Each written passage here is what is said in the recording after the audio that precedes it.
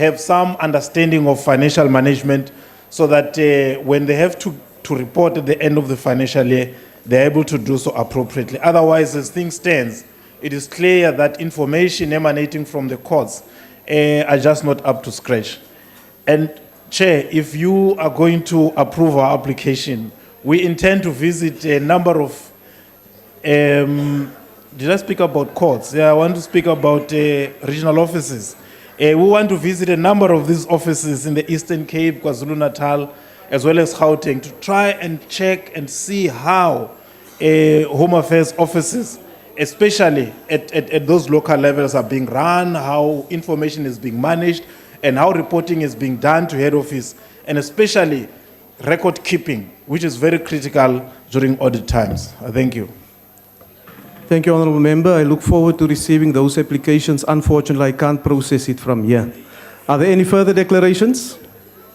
No further declarations. Honourable Mashile. May I ask political parties, let's not play games. Indicate if you want to make a declaration. Otherwise, we proceed. I did do so. Continue, Honourable Member. Thank you very much, Chairperson. Chairperson, I just want to indicate that the African National Congress supports Vote 5 for Home Affairs because this budget will enable the department to do the following. The department to embark vigorously on the department's modernization, which we expect that all documentation in the department will be digitized, and then there will be minimization of human intervention on the systems in the department, and of course it will increase efficiency in the department. We also believe that the rollout of smart ID cards to all offices is very crucial, and the department will embark on that. And the department should play its security role by securing our systems that produce our civic documents, that's the birth certificates, the ID documents, as well as the passports. And of course, as the new immigration regulations that seek to prohibit human trafficking in the form of the unabridged birth certificates. Of course, we know that the department will be bringing an amendment bill on this specific matter, and honorable members should wait until that amendment bill comes, then we'll deal with it. Also, the department intends to clean our population register by ensuring that all children are registered within 30 days of birth, and also to ensure that registration at childbirth is the only entry into our population register. Also to manage the immigration and the refugee regimes, to continue to improve the handling of asylum seekers and facilitate acquisition of critical skills. We therefore believe that this budget will enable the department to help move South Africa forward. Chairperson, this is a department that knows us from birth until possibly on the day of resurrection. So any suggestion that we refuse this department from getting this budget, we believe that it is naughty. Honourable Member, your time has now expired. Seriously. I thank you. The DA.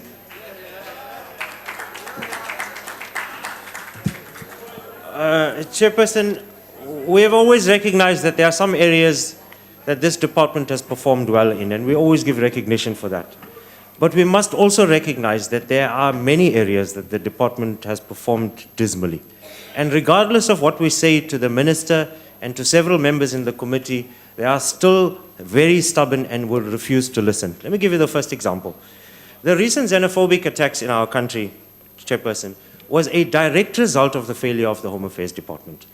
The Home Affairs Department is responsible to make sure that we reduce the number of illegal immigrants in South Africa. And that's the job of the inspectorate. Now, back in the day when Minister Pando was the Minister of Home Affairs, she even was on record saying that we need to make a much greater investment in the inspectorate division.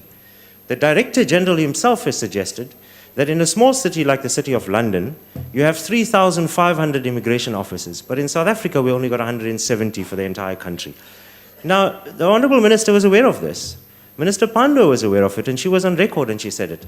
But Minister Gigaba will refuse to listen. He refuses to listen to his own ministers. You think he's going to listen to us? Chair, the second point is the area around the immigration regulations. Now, notwithstanding all of the comments that has been made by the Tourism Department, again, we have a very stubborn minister who refuses to listen to even his own minister, Derek Hanekom. When Minister Hanekom was on record saying that these regulations are going to affect the tourism sector, Minister Gigaba remains stubborn. He refuses to look. But now the chairperson says that you're bringing an amendment to the legislation. Well, why don't you just listen to people in the first place instead of having to bring in an amendment? The entire country and the entire world has been saying South Africa is doing the wrong thing with immigration regulations. But there's one person in this country, the Minister Gigaba, thinks we're still doing the right thing. But the day will come when he will stand here and he'll withdraw those regulations. Mark my words, it's going to happen very soon. Then, of course, Chair, because of the poor Honourable Member, your time has expired. Thank you. Are there any further declarations? No further declarations. I put the vote again. Are there any objections? Yes. There are objections. I put the question. Those in favour will say aye. Aye. And those against will say no. No. I think the ayes have it. Chairperson, the DA calls for division. A division having been called for, the bells will be rung for 1 minute.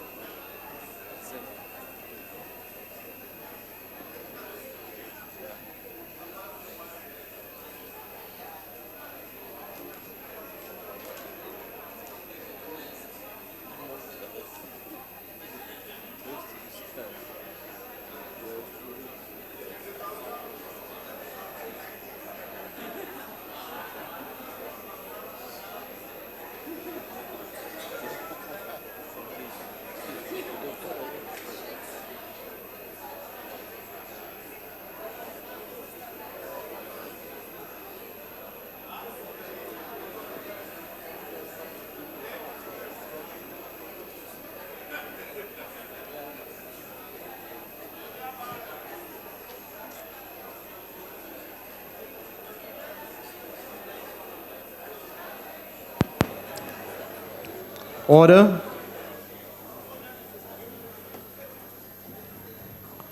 Honourable members, I would like to remind you that you may only vote from your allocated seat.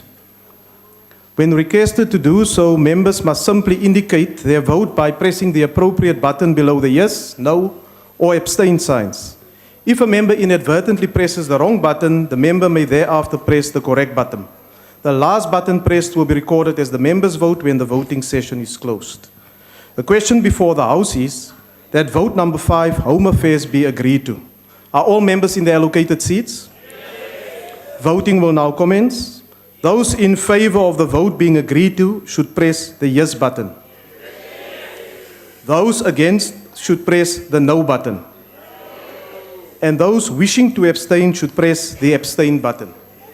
Have all members voted? The session is now closed.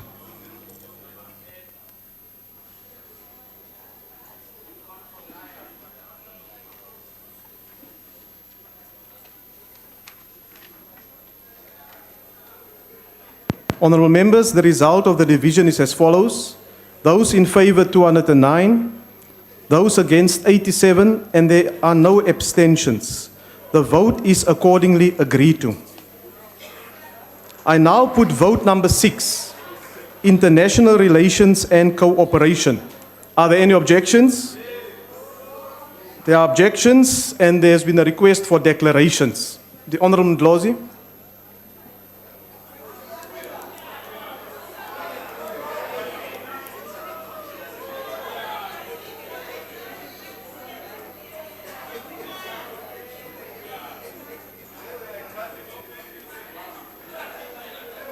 Thank you, Honourable Chairperson. The EFF rejects budget vote. This budget vote because the department has no plan to deal with the deepening cancer of Islamic fundamentalism characterized by Boko Haram, Al-Shabaab and ISIS. South Africa still trades with the murderous colonial and apartheid state of Israel despite the call for boycotts by the people of Palestine. The Palestinian call for boycotts, divestments and sanctions is not asking you to support a war or participate in a war. They would not ask the ANC for war support because you failed in your own liberation war. Boycotts are the most peaceful way of contributing to the end of Israel's occupation apartheid policies, apartheid and colonial occupation policies. The ANC government's collaboration with NATO has destabilized Libya and recently led to the deaths of thousands of migrants in the Mediterranean Sea. Your work, your vote killed Gaddafi. It handed his head on a silver platter to the Western imperialist forces, and we will always remind you of that.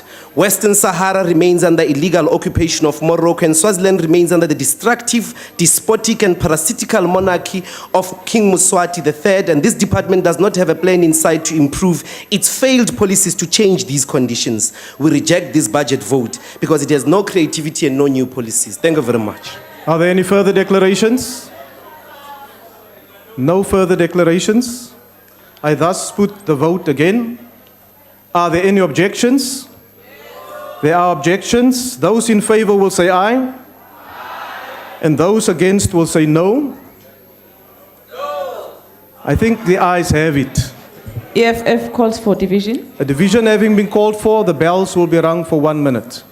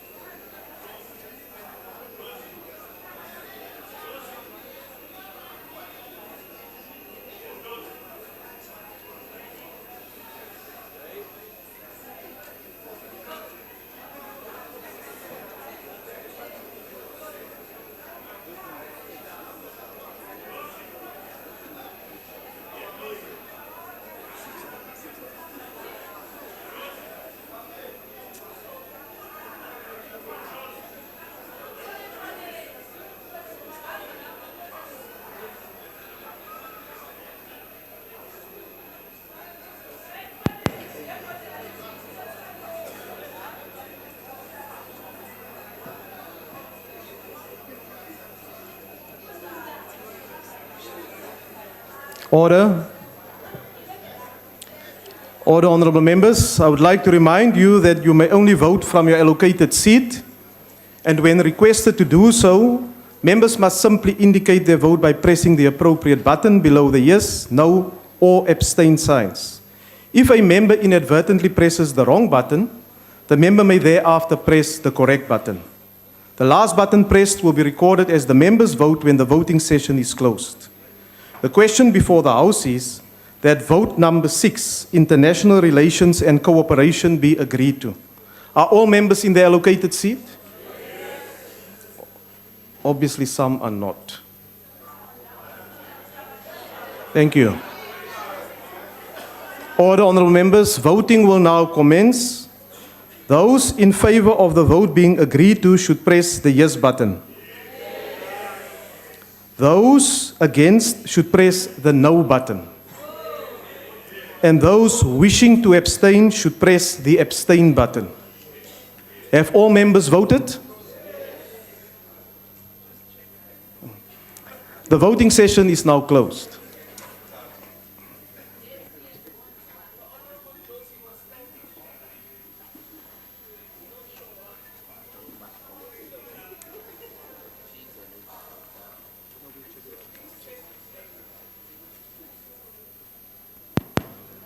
Honorable members, the outcome of the division is as follows. Those in favor 285, those against 9, and there are no abstentions. The vote is accordingly agreed to.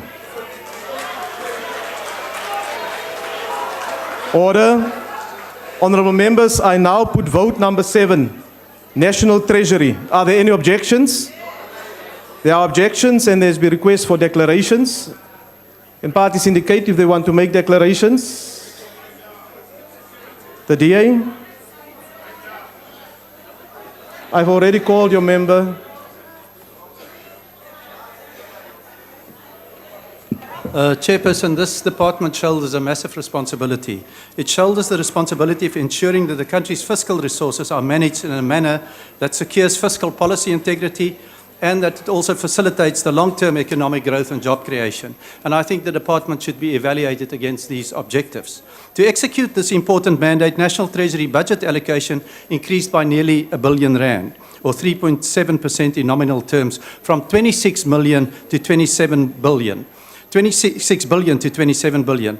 Now, note that this huge increase of close to $1 billion, we expected improved performance in terms of National Treasury. In some areas, there was significant improvement. In other areas, of course not, and we will highlight those areas. But noting the effect of the main budget in February, we should also take into consideration that the budget was tabled under difficult economic circumstances, and National Treasury had to make significant adjustments in terms of the fiscal policy stance of government, in terms of cost-cutting proposals and lack of fiscal space.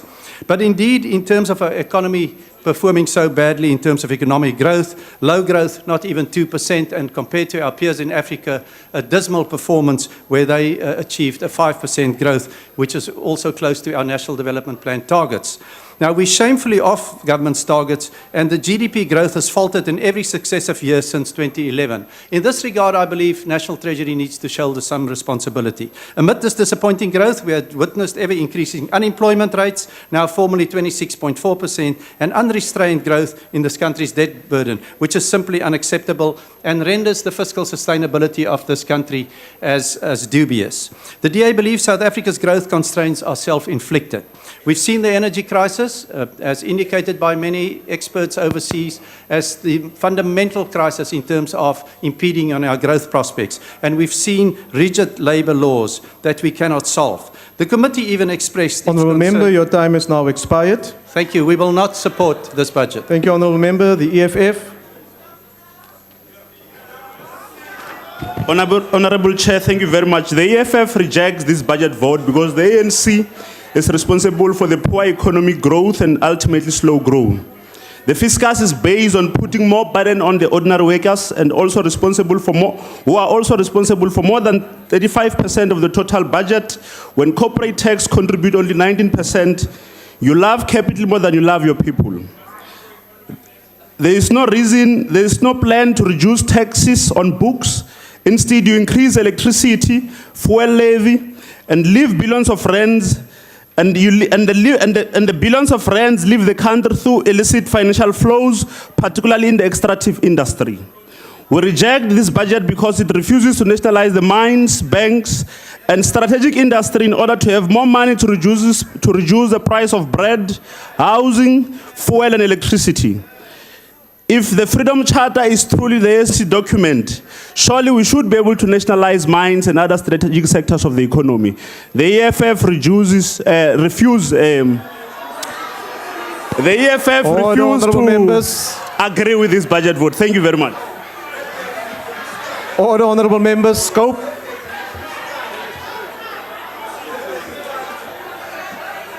Order, honourable members. Thank you, Chairperson. We need greater realism and honesty. Honesty that our current mix of state-driven social and economic development has failed, is unaffordable, and is unsustainable. There is no more room left to move as we approach a fiscal cliff. We need realism. Government, according to the 2015 ENE, is instituting carefully selected tax measures, of course in commas, and again realigning expenditure in response to the closing of the fiscal space this year. That is very bad news. Furthermore, debt service costs have now soared to 126.44 billion rand. That is a massive slice of the budget taken away.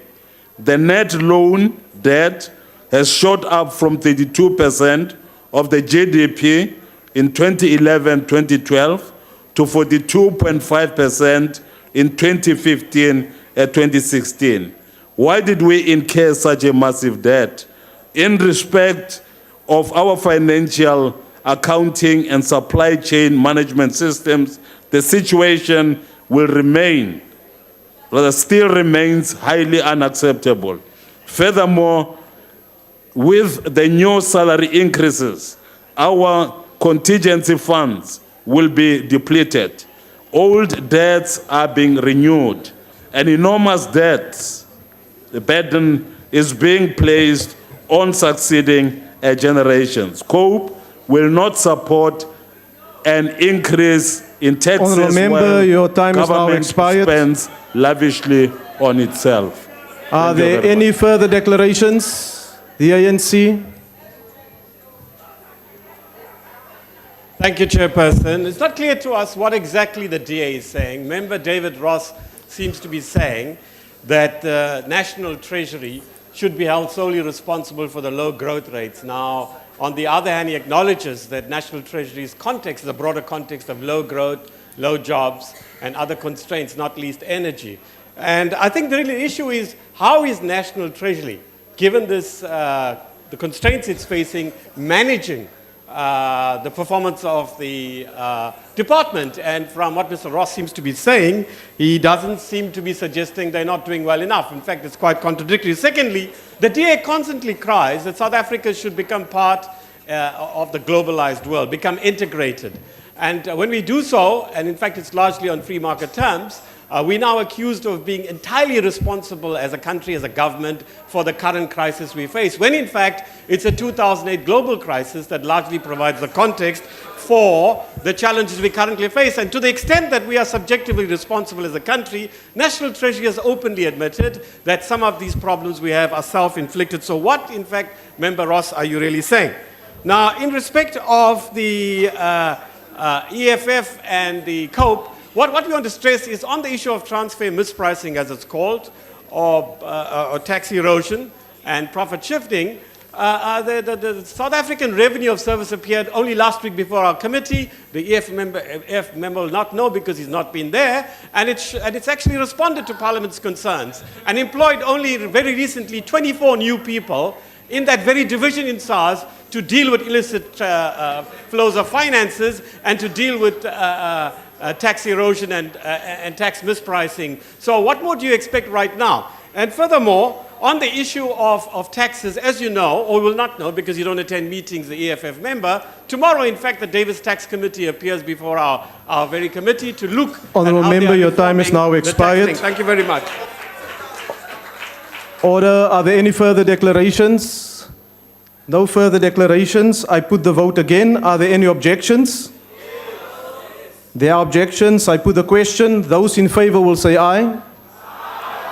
And those against will say no.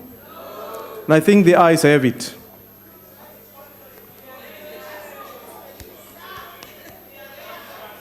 Division, Honourable Chairperson. We must work for our people. They must earn this budget. Please. The Honourable Member is calling for a division in a very enigmatic way. Order, Honourable Members, a division having been called for, the bells will be rung for 1 minute.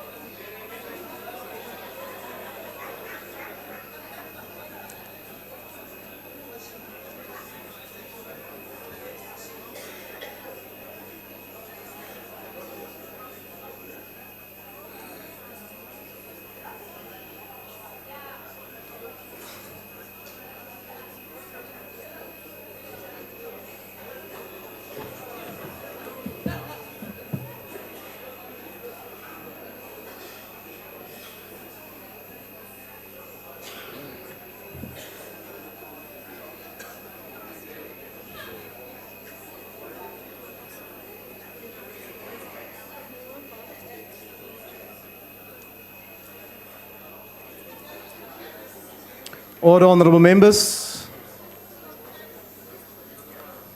Honourable Members, I would like to remind you that you may only vote from your allocated seat. When requested to do so,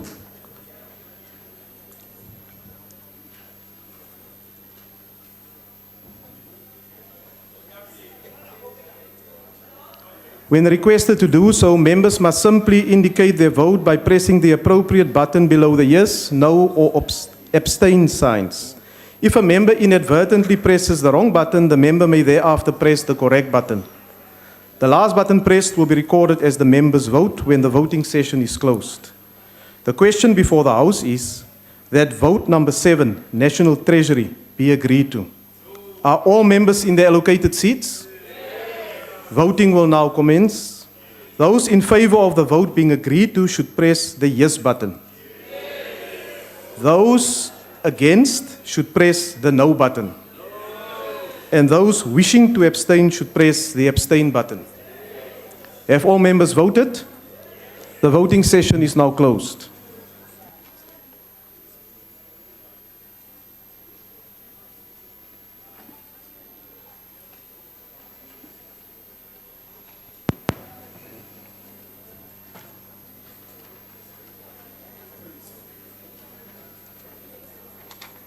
Honourable members, the result of the division is as follows. Those in favour 214, those against 90, and there are no abstentions. The vote is accordingly agreed to. Honourable members, I now put vote number 8, planning, monitoring and evaluation. Are there any objections? There's been a request for declarations of vote. Will those parties now indicate whether they want a declaration or not? The EFF.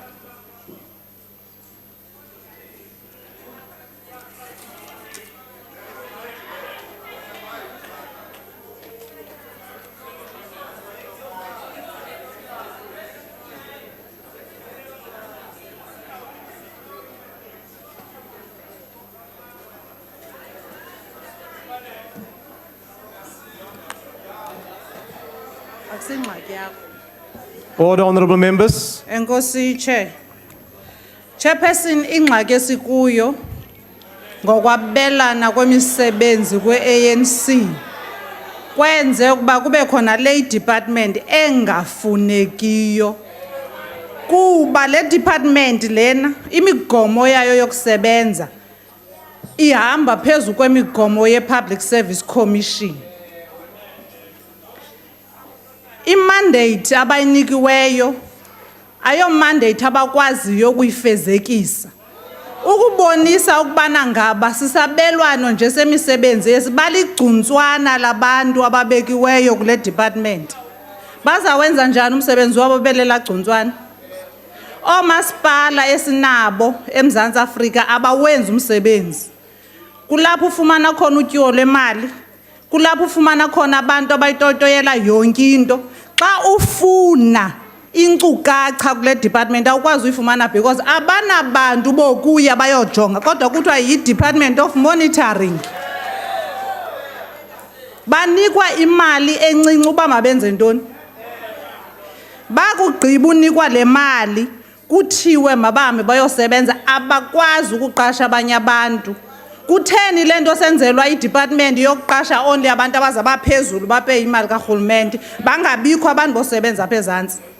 Ngubani kanti lo wenzelwe le department yenzelwe abantu be-ANC okanye yenzelwe abantu ezantsi? Okwesibini, kune-entity ephantsi kwale department eyi-NYDA. Uye ezilalini NYDA yakho mntu uyaziyo. Baze apha eParliament kulo nyaka kupheleyo kwi-medium 10 banikwe i-200 million. Kulo nyaka banikwa i-409 million. Guess what? Banika only i-15 million to i-rural Honourable development. member, your time is now expired. Awukho umsebenzi wayo asisupport le budget. Are there any further declarations? Cope. Thank you, Chairperson. Order, honourable members. What's the purpose of planning, monitoring and evaluation if the results and evaluations are not made known? If a process does not ensure accountability, responsibility and consequence? Is this department supposed to monitor frontline service delivery and manage the presidential hotline? Is it? If we ask the residents of townships whether they are happy with service delivery, they will give a resounding no.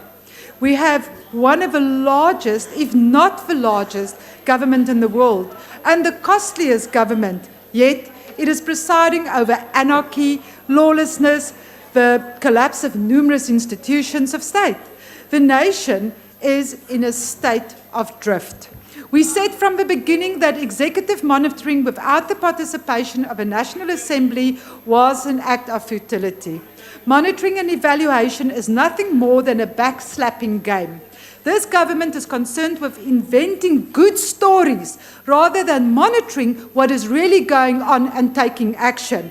We would love to stand here and say that we are supporting this, but nothing is happening. The department lacks transparency, and frankly, there is actually no use for this department, so COPE cannot support it. Thank you. Are there any further declarations? No further declarations?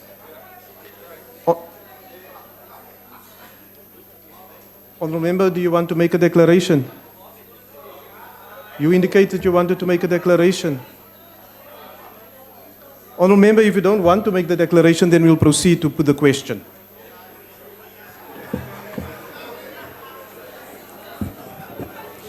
Thank you, Chair. The DA objects to vote 8 because the National Youth Development Agency is a feeding trough sponsored by the taxpayer. In 2015 and 16, out of a total budget of 717 million rand, the NYDA has been dished up 409.8 million rand. That is nearly 5 times the allocation to the National Planning Function. It's nearly 5 times the allocation to the Outcomes Monitoring and Evaluation Function, and it's nearly 7 times the allocation to the Institutional Performance Monitoring and Evaluation Function. Overall, the NYDA guzzles 57% of a budget meant to support the implementation of the National Development Plan. This makes no sense whatsoever. The NYDA has a history of fraud, corruption, wasteful and irregular expenditure, and yet every year we throw millions of taxpayers' hard-earned rands into the sty. The NYDA spends 186 million rand of its grant on salaries. That's 45% on developing the bank balances of fat cats, not developing the youth of this country. Instead of giving the NYDA more money, we should scrap it, and we should channel its grant into a real youth wage subsidy, the National Student Financial Aid Scheme, and structured youth development programs. Chairperson, the NYDA pays lip service to youth development. It pays lip service to the NDP. It pays millions of rands in locking lips on kissing competitions. Chair, you can put lipstick on a pig, but it's still a pig. The NYDA hogs too much of its budget. It practices pork barrel politics. Let's kiss this pig-headed, truffle-snuffling institution goodbye. Are there any further declarations? The ANC. Thank you very much, Honorable Chair. The NYDA is going nowhere. It is here to stay. The NYDA as a youth structure will continue to service and champion the aspirations of the youth in order to address youth unemployment and all social ills that the youth are faced with. We need more and strong infrastructure to deliver on the needs of our young people. We congratulate the NYDA for the new structure that redirects the skills to the provinces where the actual work has to be done. This is where there are serious challenges of youth development. Honorable Kado, we can confirm that on the 14th January 2015, a letter was sent to the Premier's Office of the Western Cape, Helen Zille, signed by Minister Jeff Radebe. This letter from the Minister in the Presidency was inviting all provinces to participate on the National Youth Policy Review 2015-2020 to engage all relevant stakeholders on the constituted by and also to be constituted by at least 300 young people in order to give voice and an opportunity to participate. The objective was also to provide a platform for all stakeholders in order to submit their inputs to be considered in the formulation of the Youth National Policy, and further for Premier Zille to nominate an official who will serve as a link with DPME and NYDA. Fellow young South Africans, I must confirm that out of all 9 provinces, only Western Cape province did not participate on such an important occasion. An occasion that stands to change the lives of young people for the better, and also to benefit poor young people of this province. Honorable Kado, your narrow and bogus political stance has denied young people of the Western Cape an opportunity to Honourable engage. Member, your The time has now NYDA directly. expired. The ANC supports the budget. Are there any further declarations? The IFP. Honourable Chair, a lot has been said about the NYDA, and quite frankly, we are sick and tired of the stories that it is performing. Order, honourable members. Order. Honourable member, address the chair. Chair. Order. So long as the NYDA is an urban thing, then we are got a serious problem, because the majority of young people. Order, honourable members. Here. So the bottom line is, for so long as the NYDA has got a poor geographical spread in the country, it's not going to serve the interests of young people. None of these ministers or these departments take the NYDA seriously, and therefore it can't be expected to succeed.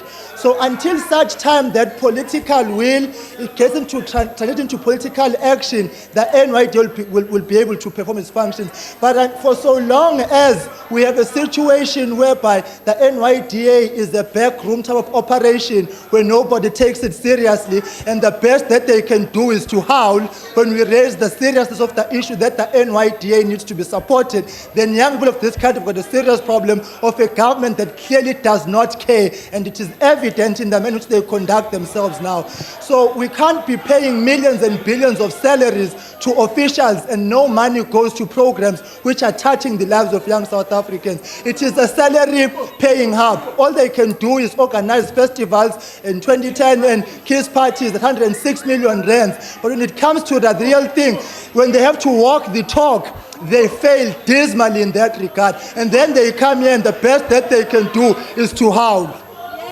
Are there any further declarations? There's no further declarations. Order, honourable members. Order.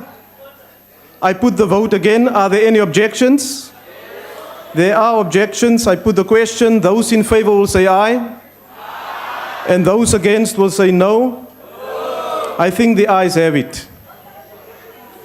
Chairperson, EFF calls for division. A division having been called for, the bells will be rung for 1 minute.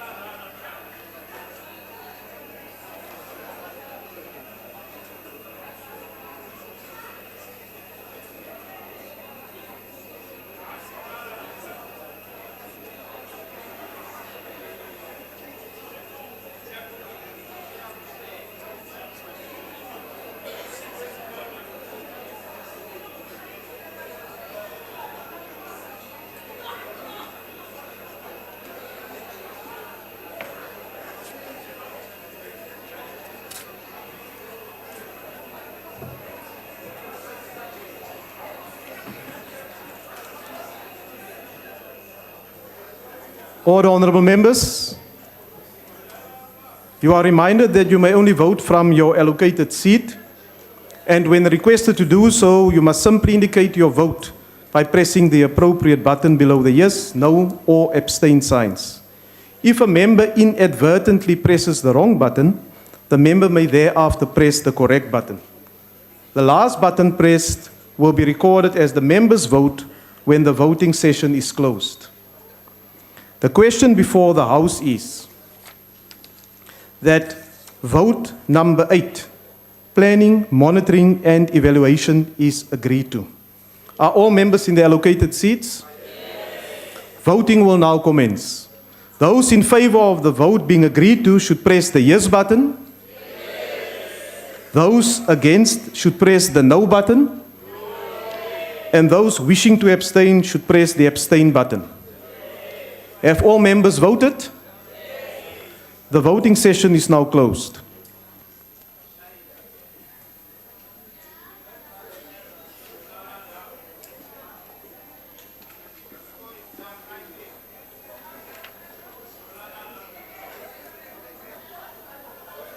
Order, honourable members. The result of the division is as follows. Those in favour 211, those against 94, and there are no abstentions. The vote is accordingly agreed to. I now put vote number 9, Public Enterprises. Are there any objections? There are objections, and there's also been an indication that declarations will be made by parties. Can I get an indication from the political parties? The EFF,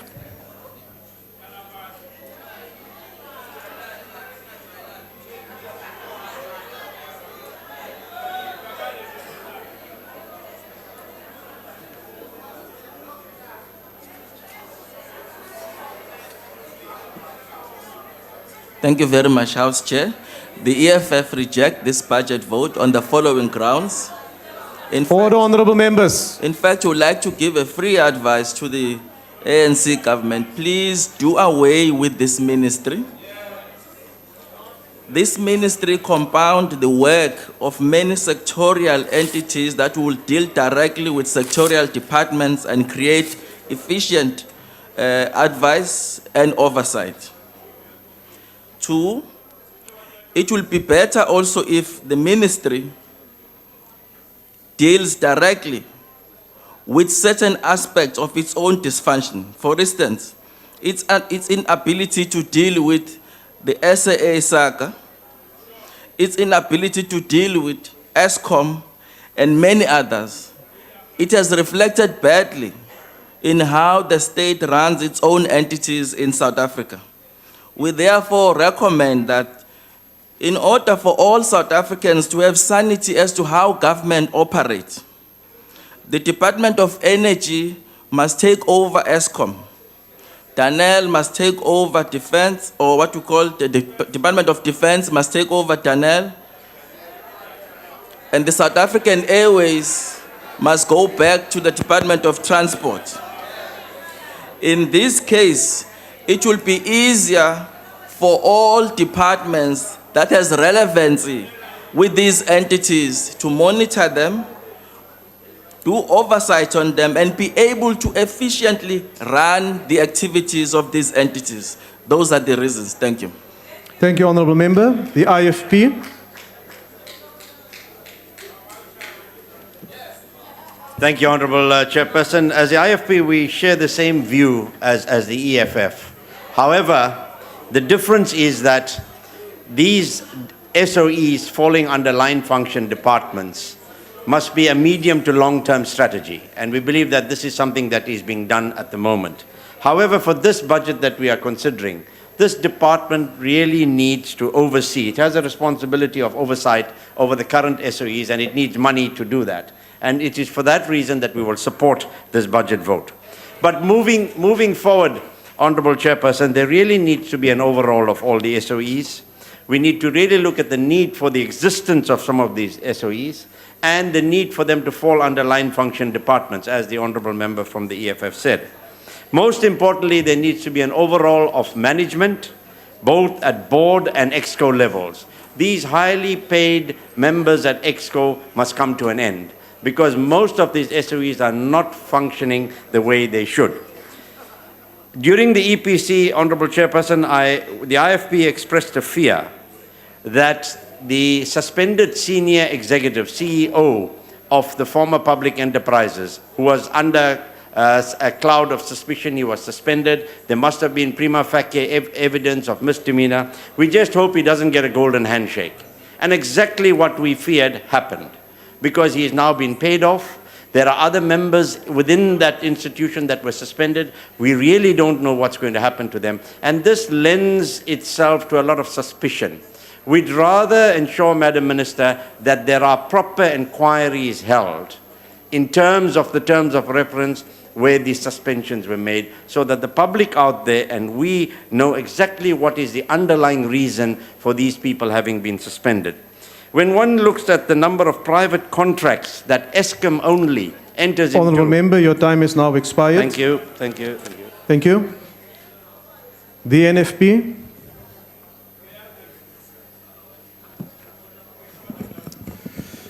Thank you, Honourable Chairperson. As we know that during the debate, the NFP, supported the budget. But we expressed as following: the NFP is on record questioning the prioritization of funds amongst the various programs of the Department of Public Enterprises. We believe that the allocations are skewed in favor of administration at the expense of the department's core mandate of providing decisive strategic direction to the state-owned companies.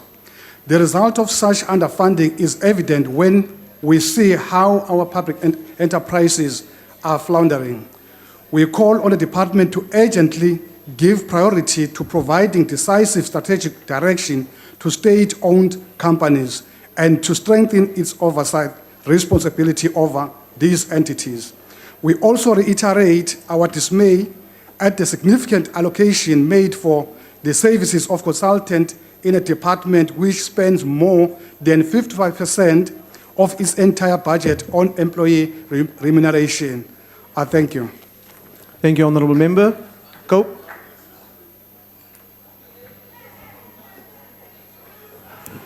Order, Honourable Members. It is so nice to see they're so excited to see me, Honourable Chairperson.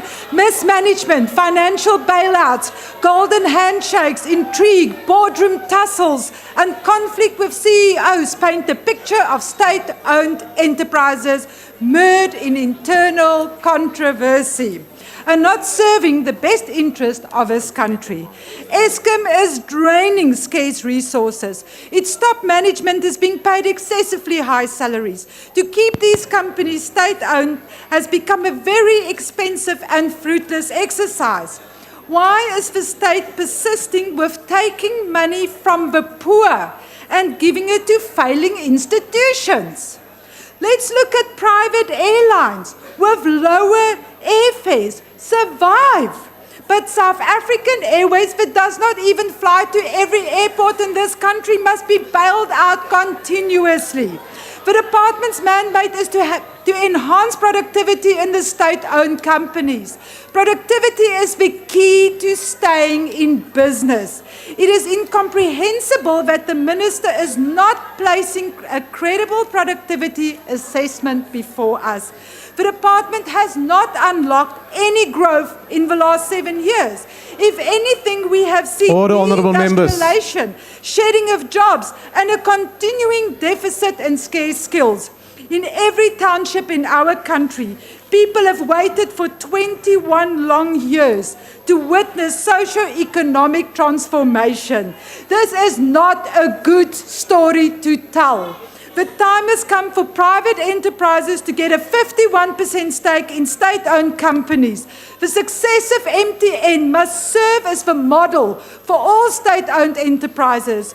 COPE is very dissatisfied, and with the behaviour of the members on this side. Honourable Member, your time is now expired.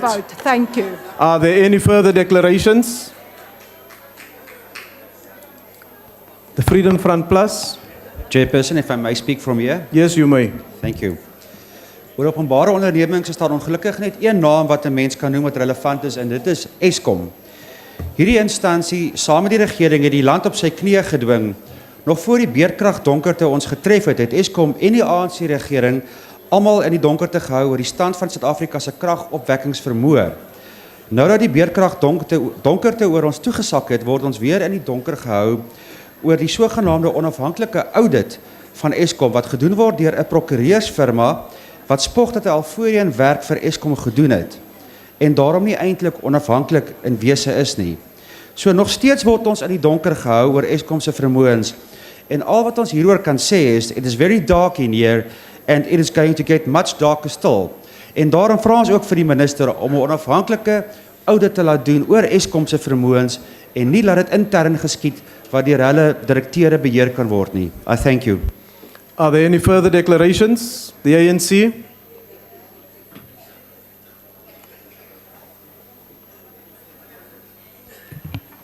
Honourable Chair, we support the budget from the ANC because we believe it will address these 3 key strategic questions. Number 1, it will be how can the how can the legislative framework be amended to leverage the infrastructure development? That's point number one. Point number two, what are the other legislative hurdles that should receive attention to leverage substantive economic growth along the new growth path and the national development plan? Lastly, how can the mandates be aligned to our developmental imperatives? On a lighter note, Chair, I'm being fascinated by the recruitment strategy of the EFF.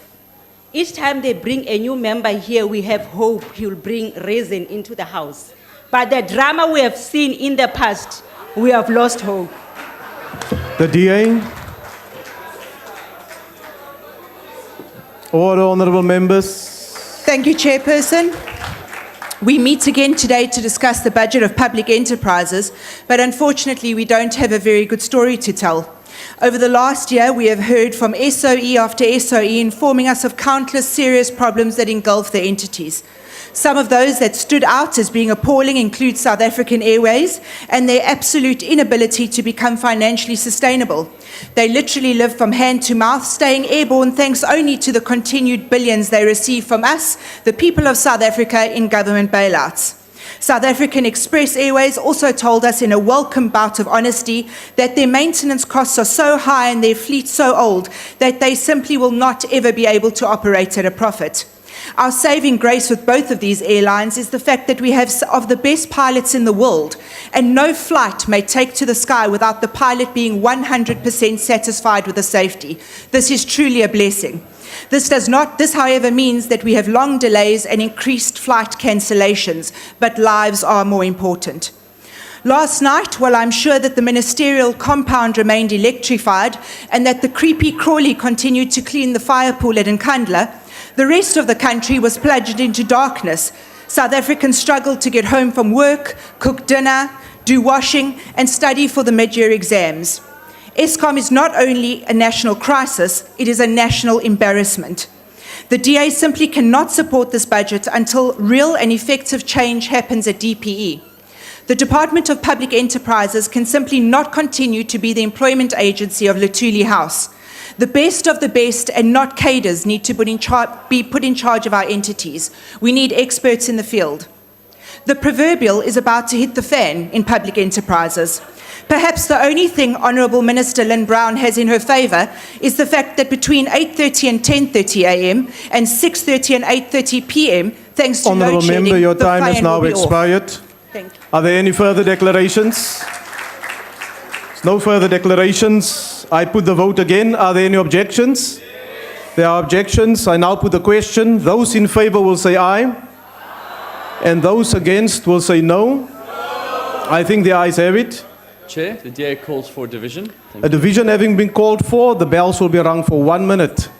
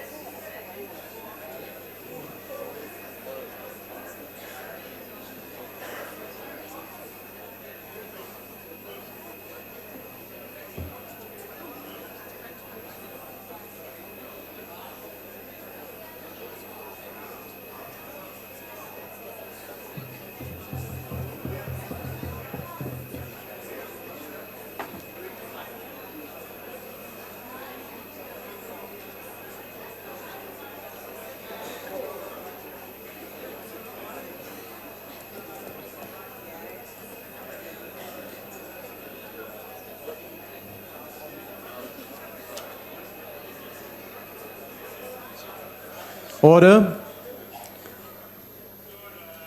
Honourable members,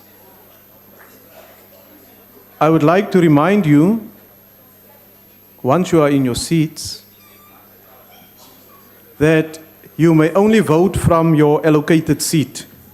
When requested to do so, members must simply indicate their vote by pressing the appropriate button below the yes, no, or abstain signs.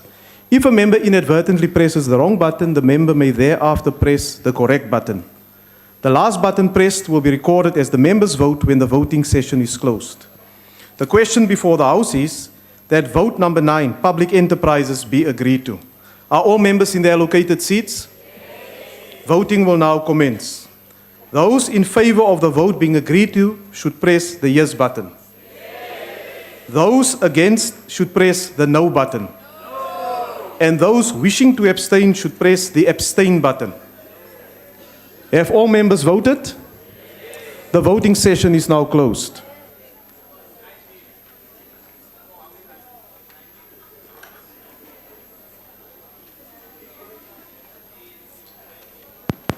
Honourable members, the result of the division is as follows. Those in favour 210, those against 91, and there are no abstentions. The vote is accordingly agreed to. Honourable members, we will now take a comfort break for 30 minutes. Bells will be rung to alert members to the resumption of business. Order. I've been informed that the restaurants are open for refreshments and business is now suspended.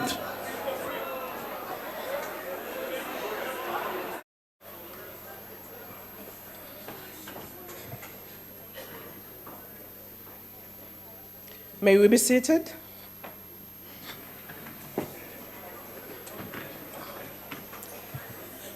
Honourable members, when I chaired the session earlier, I indicated that I was going to give a ruling later that relates to Honourable Majake. Honourable members, on Tuesday, 19 May 2015, during the Extended Public Committee debate on Vote 21, Justice and Constitutional Development, the Honourable Chief Whip of the Opposition, Mr. J.H. Steenhuisen, raised a point of order in respect of Rule 66, moving that the Honourable Philane Majake was reflecting on the integrity and honor of the Public Protector. Having now had an opportunity to study the unrevised Hansard, I wish to rule as follows. Honourable Philane Majake said the following, I quote, "The DA, do you remember the story of the Public Protector who wrote about you and the handler Scari's case? And you actually rushed to her office and made her change the report." That was the question. Do you think we have forgotten? We haven't forgotten. Is this how you are expecting her to repay you now? Or is it how you are paying her? By creating a story and creating an atmosphere that she is being persecuted. The Public Protector is accountable to Parliament, and she will come and report to Parliament, and she will come and report to Parliament. Nobody is persecuting her, close quote. Honourable members, when the Assembly, by virtue of its constitutional obligation, shines the torch of accountability and oversight on the work and spending of Chapter 9 institutions, the language may at times dangerously scatter on the competence and honor of such office bearers. The Assembly has a constitutional obligation to oversee and hold organs of state accountable and to engage with them. It is when we are doing this that we strengthen the democratic order. There is no doubt that, considered within context, the only inference that can be drawn from the remarks is that undue influence was extended on the Public Protector that made her change her report. If the Public Protector did this, that would be improper. Honourable Philane Majake has made these reflections during a budget vote debate and not through a properly motivated substantive motion in accordance with Rule 66. I accordingly rule that the member withdraws the remarks to the extent that they insinuate that the Public Protector acted improperly by succumbing to undue influence and change her report. Honourable Majake, can you withdraw? Thank you, Honourable Chair. In the light of the fact that I do not intend making any substantive motion on this, I withdraw. Thank you very much, Honourable Member.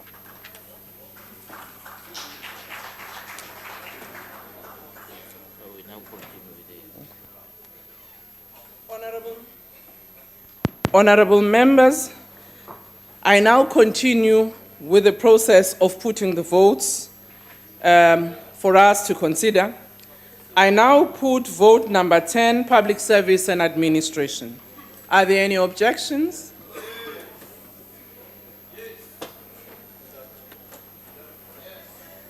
Declarations of votes have been requested. I now call parties that want to make such declarations. ACDP, EFF. Thank you, Chairperson. Chairperson, the ACDP shares concerns about high levels of wasteful, corrupt and irregular expenditure in the public sector procurement processes. Now, the Public Administration Management Act makes it an offence particularly for public servants to do business with the state, and that is punishable with a 5-year jail sentence. And we supported those provisions. However, the concern is 6 months after that act was signed into law, it has not yet been implemented. And that obviously is a serious concern.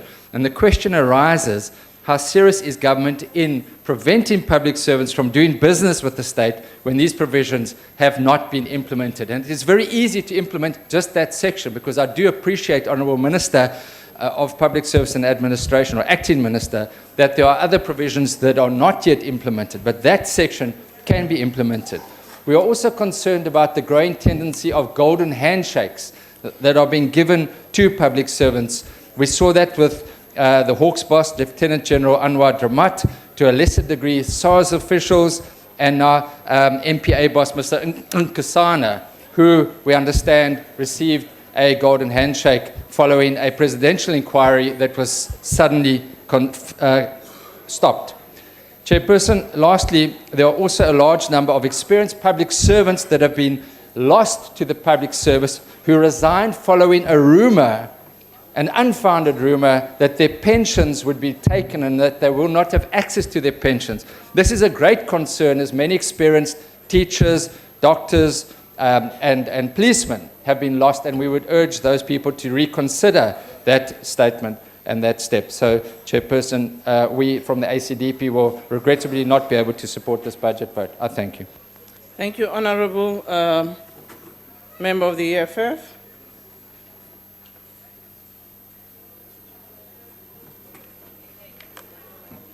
Thank you, Chairperson.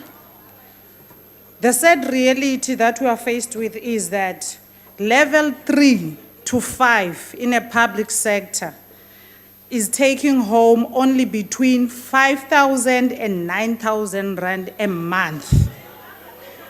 Which bank will give them bonds for 1,200 rand? It gets worse.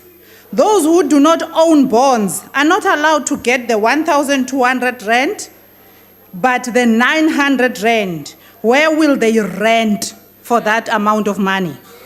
And yet, we must stand here and give the department a staggering amount of 930 million to officials. We cannot do that. The President disregarded the credible Judge Ngobo's Commission recommendations that the salaries of the ANC employees and the directorates not be increased. Instead, he must increase salaries to public servants, like teachers, police, soldiers, nurses. Yet the President accepted the recommendation of his own salary increment. This is self-centered, selfish, self-obsessed, and total disregard of public servants. The over-celebrated two-song centers is just an empty chest-beating exercise. It is in total disarray and no proper budgetary monitoring strategy in place. We cannot be expected to continue financing the National School of Governance. That is nothing but the Deployee Academy of ANC cadres. We reject this budget. Are there any parties wishing to make declarations?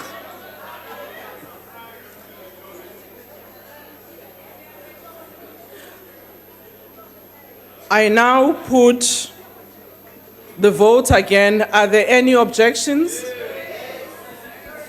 Chairperson. Apologies, Honourable Member. I didn't see you. I'm sorry. There is a member of the ANC who wishes to make a declaration. Thank you, Chairperson. ANC supports the budget vote, reason being that we are satisfied with the work and mitigating actions done by the department, thus ensuring we are a really caring government. I will cite but one example among many. How we have concluded the year 2015, 2016, and 2017 wage negotiations successfully. That ensures continuous stability within the public service. The budget of the department facilitates cumbersome projects like salary negotiation processes with organized labor, without which there would be no attraction of proper skills and expertise in the public service. Chairperson, on the basis of that, we welcome the good effort done by government in building a public service that is worthy of the late Minister Collins Chabane's memory. The ANC supports the budget. Thank you. Thank you. The Democratic Alliance.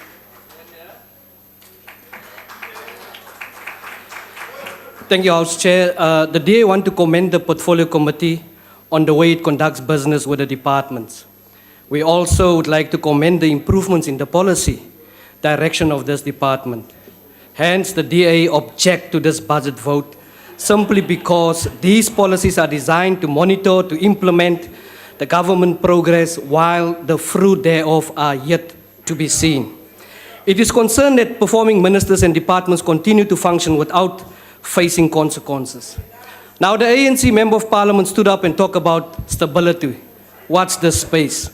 Trends of financial misconduct for the period 2006-7 to 2012-13 amounted to 240 million for salary levels between 1 to 8 under a number of 4,831 cases. Level 13 to 16, for only 291 cases, this country has lost 1.4 billion rand. The Department of Public Works and Transport in the Northwest ascribed a high amount involved at a salary level between 13 and 16, or one case of fraud amounting to 673 million. 400 civil servants costing the state just over 50 million, sitting back home because of delays in finalizing their cases. Social grant fraud, the latest wave of fake qualifications, a toothless public service commission that has no power to recover these monies, incapacity leave and ill health retirement on sick leave in public service cost this country billions.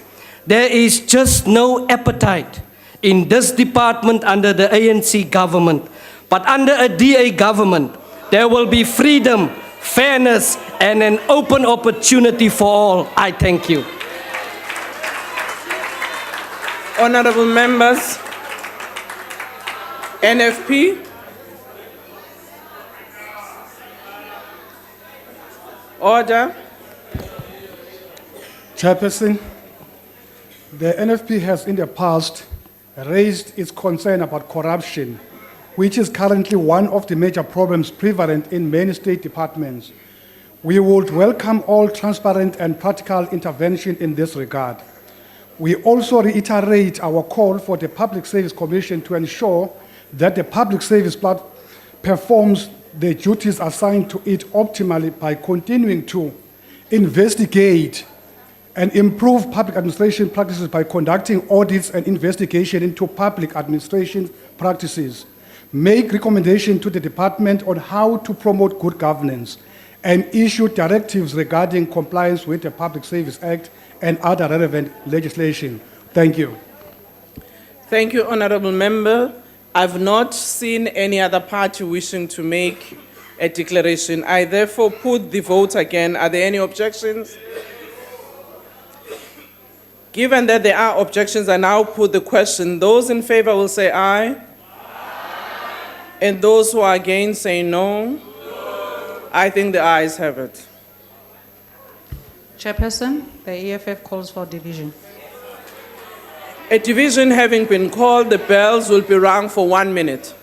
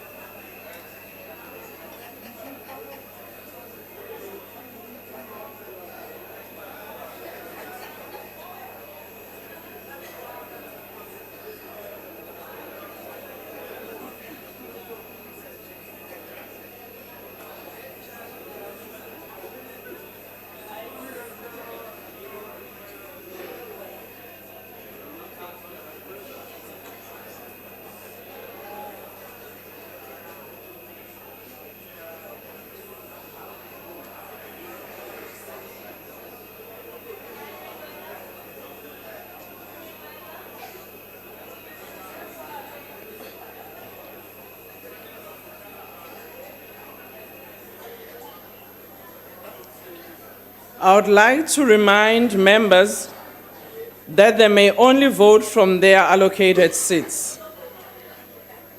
When requested to do so, members must simply indicate their vote by pressing the appropriate button below the yes, no, or abstain signs.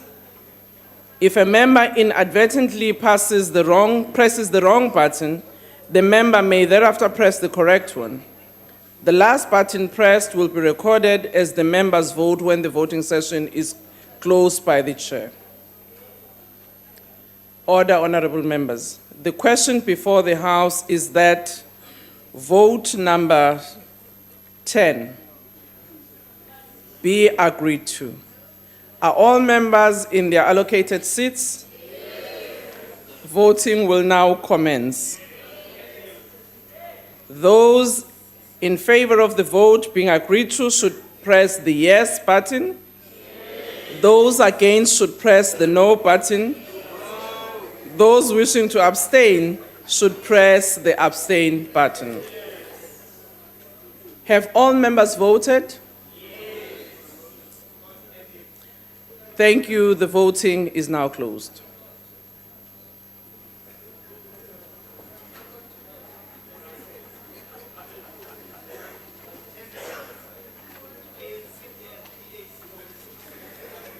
The result of the division is as follows: yes, 209, no, 89, abstain, 0. The vote is accordingly agreed to. I now put vote 11, Public Works. Are there any objections? Declaration of votes have been requested. Order, honorable members. I now call the EFF, APC, UDM, ACDP.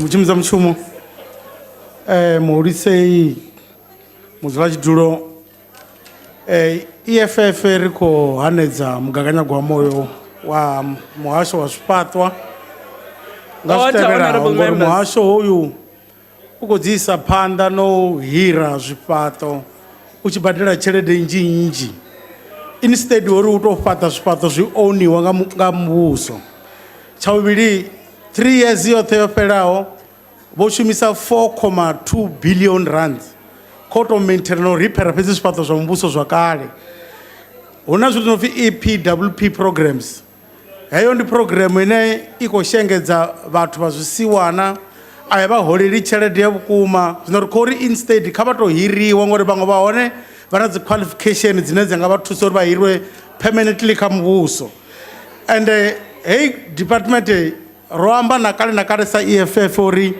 kauitiwe a state owned construction company yonoshuma upata zvipato zva mubuso instead zo dependa kha dzi tendera dzine dza korutanya vhathu hey department ya public works I dovha vha yone ine ina vhuḓifhinduleli vhuhuluhulu uri hange KwaZulu Natal nkande yo fhaṱa zwitumba zwa khuhu madanga dzi kholomo mabambelo dzi bicycle na zwithu zwingi nga tshelede ine ya vhatheli ngazwo zwo ri khou pfa uri hoyu mugaganyo gwamo wa public works ari utikedzi.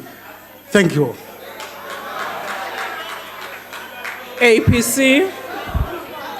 Order, honorable members. Thank you, House Chairperson. The Department of Public Works comes from a really dark past. And I think that the progress that has been made does need to be recognized. We want to appreciate the work done by the Minister, his deputy, the DG, and senior management in really trying to get this department right. We, however, want to call on them to continue to strengthen internal controls and especially the supply chain environment. I must say, Honorable Chair, that the department did a record-breaking review of 1.5 million transactions to try and get to the bottom of the rot that is set in that department. And currently there are 39 cases that have been referred to the police of officials who have inflated prices, engaged in scope creeping, in an attempt to clean up the department. And we think as the APC, the challenges that are there, especially in the property management trading entity, need to be addressed, but however, the progress that has been made does need to be recognized. Thank you. UDM.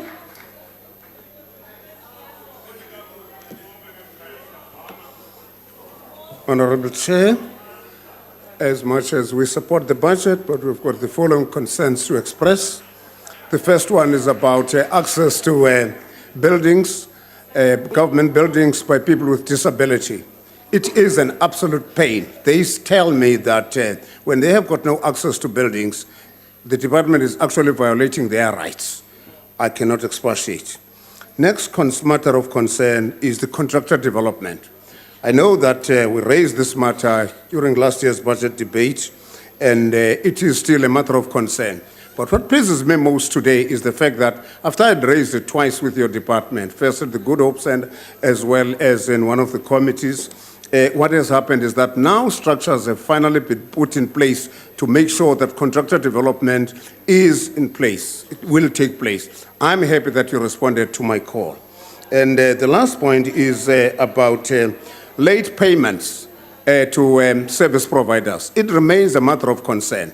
We're rather astonished when your officials came and they thought that they were doing well when they still had a percentage of service providers who do not get their payments in time.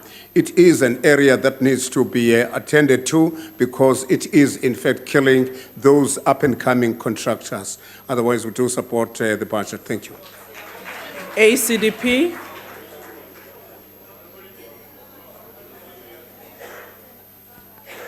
Chairperson. Yes, the ACDP is also aware of the positive changes that have been taking place in the Department of Public Works.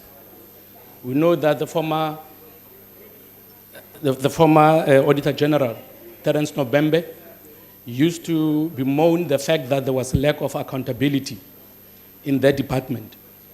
So in acknowledgement of the positive strides they have made through the turnaround strategy that was introduced by the Minister to promote good governance, transparency, and accountability, and particularly as illustrated by the uncovering of losses of about 34.98 billion during his department's review of around 1.3 million transactions of the property management training entity dating back to 2009.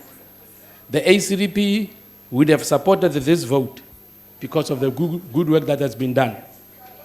But the Nkandla issue is still sitting on their doorstep. And it is unacceptable that it has not been dealt with adequately. So, in as much as I wish to support because of the good that have happened, until the Nkandla issue is sorted out and dealt with adequately, the ACDP will not support this. The ANC.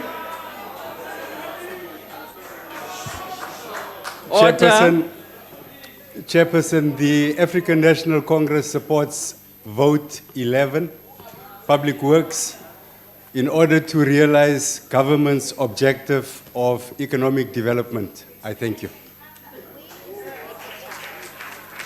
Democratic Alliance.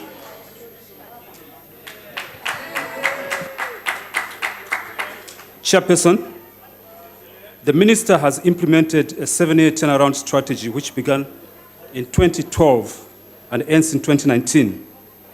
The strategy involves stabilization, efficient management, and sustainability and growth.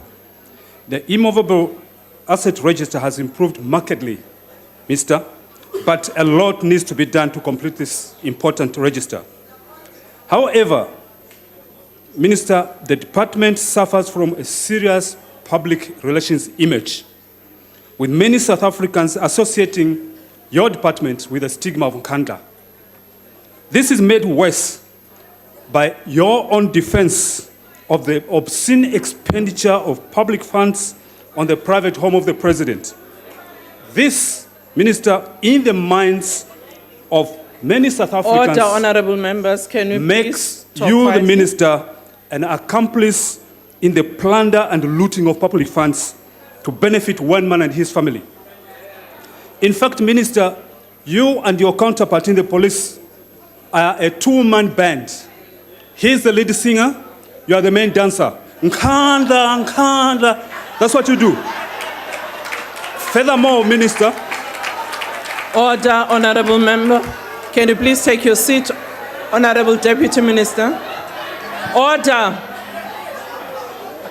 Chairperson, is it parliamentary for a member of parliament to say that a sitting member of parliament, Minister of Public Works, is an accomplice in the plunder of public resources? Yes. Order, honorable member. I will come back to that, honorable deputy minister. Proceed. Furthermore, Minister, facilities for rural-based government departments, such as the police, leave much to be desired. Many government officials in the rural areas actually work under the most horrible and unhygienic conditions, thereby negatively affecting the delivery of services to the people. Finally, the state property portfolio is underutilized and neglected. Numerous properties remain vacant and susceptible to theft, vandalism, vagrants, and illegal occupation. Order, honorable member. While all this is happening, your department continues to pay for services. Order, honorable member, your time is up. We do not support this bill. I now put vote 11 Public Works. Are there any objections? Order, honorable members.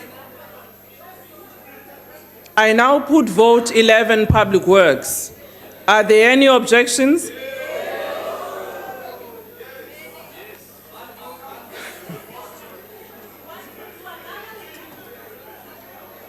The objections having been noted, we call. I will record it. Honorable Dozi, what are you rising on? Division. Is No, that timely? you are Okay, quite no early. problem. I now put the question. Those in favor will say aye. And those against will say no. I think the ayes have it. No, Chairperson, the EFF calls for Order, honorable member. Can one of you speak first? Who do you recognize? We The call EF for division, please. DA, thank you. Well, the DA and EFF are calling for a division. A division having been called, the bells will be rung for 1 minute.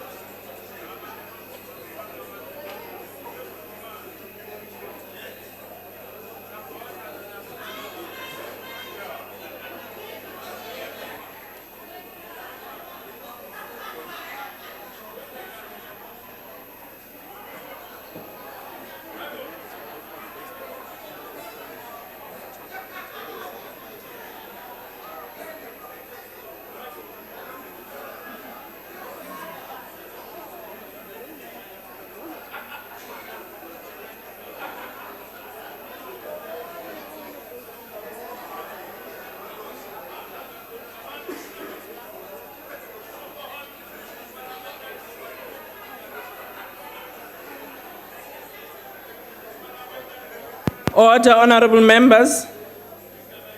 A division having been called, I would like to remind members that they may only vote from their allocated seats. When requested to do so, members must simply indicate their vote by pressing the appropriate button below the yes, no, or abstain signs. If a member inadvertently presses the wrong button, the member may thereafter press the correct button. The last button pressed will be recorded as the members vote when the voting session is closed by the chair. The question before the House is that Vote 11 Public Works be agreed to. Voting will now commence. Those in favor of vote being agreed to should press the yes button. Those against should press the no. Those wishing to abstain should press the abstain button. Have all members voted? Thank you. The voting session is closed.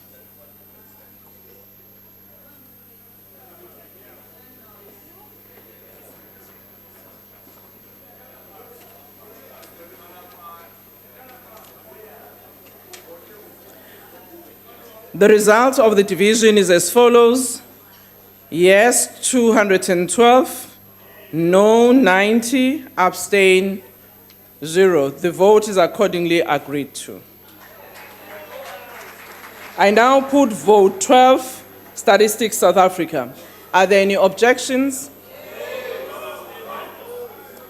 Declarations of votes have been requested. I now call the party that wish to make declaration. EFF.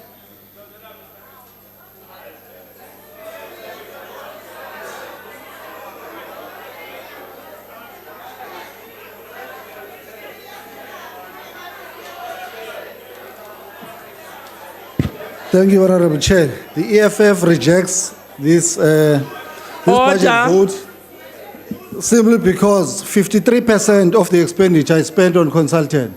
So we're not sure if this state is collecting statistics or collecting consultants. So we reject that. Instead of building internal capacity and employ more efficient statistics and other critical staff members, you spend money on consultants.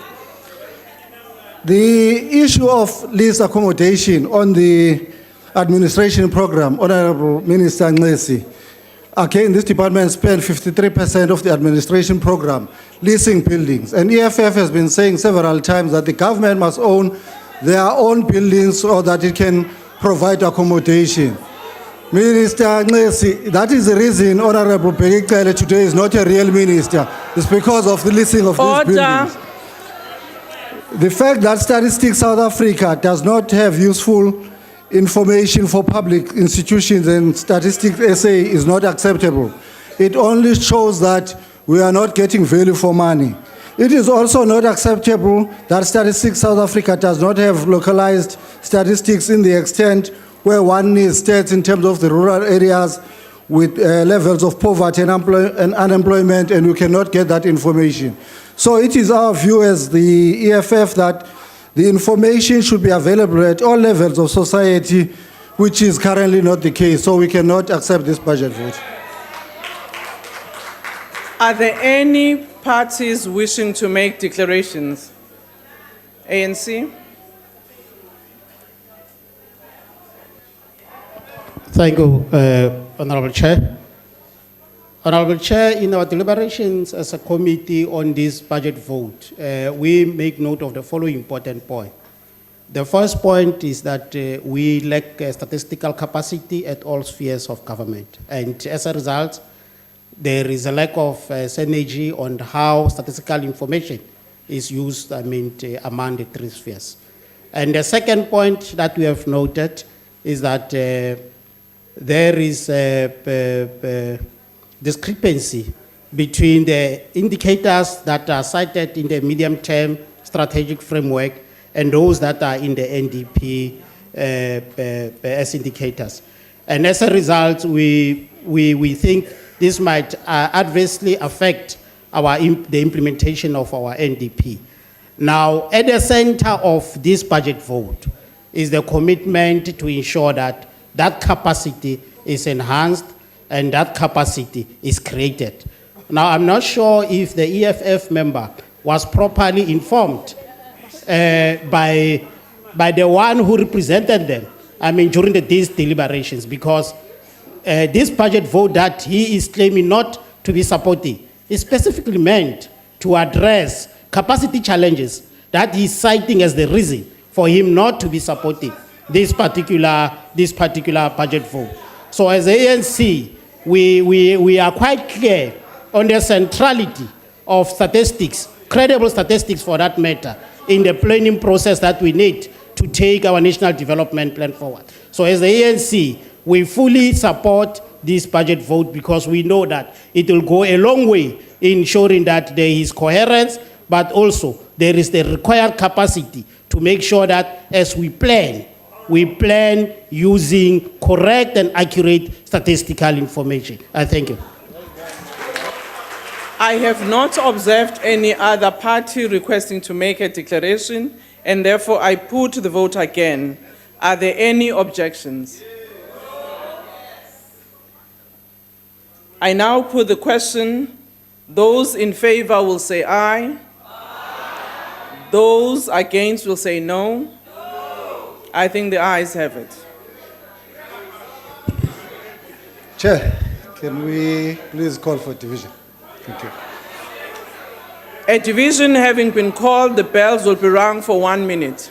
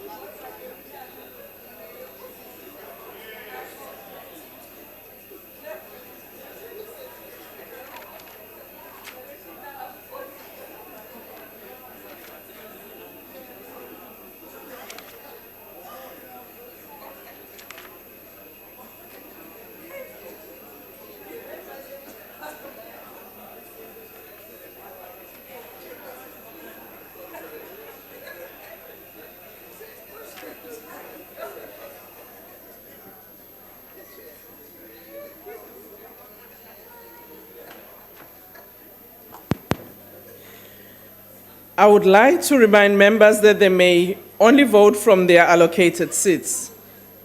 When requested to do so, members must simply indicate their vote by pressing the appropriate button below the yes, no, or abstain signs. If a member inadvertently presses the wrong button, the member may thereafter press the correct button. The last button pressed will be recorded as the member's vote when the voting session is closed by the chair. The question before the House is that the vote 12 be agreed to. Are all members in their allocated seats? Voting will now commence. Those in favor of the vote being agreed to should press the yes button. Those against should press the no button. Those wishing to abstain should press the abstain button.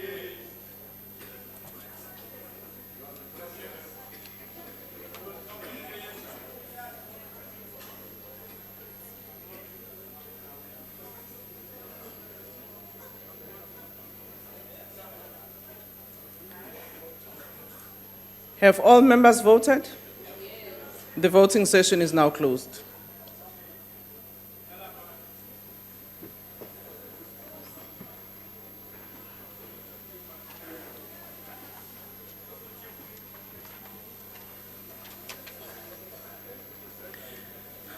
The result of the division is as follows: yes 291, no 10, abstain 0. The vote is accordingly agreed to. Order, honorable members. I now put vote 13 women. Are there any objections? Declarations of vote having been requested, I now wish to call the EFF.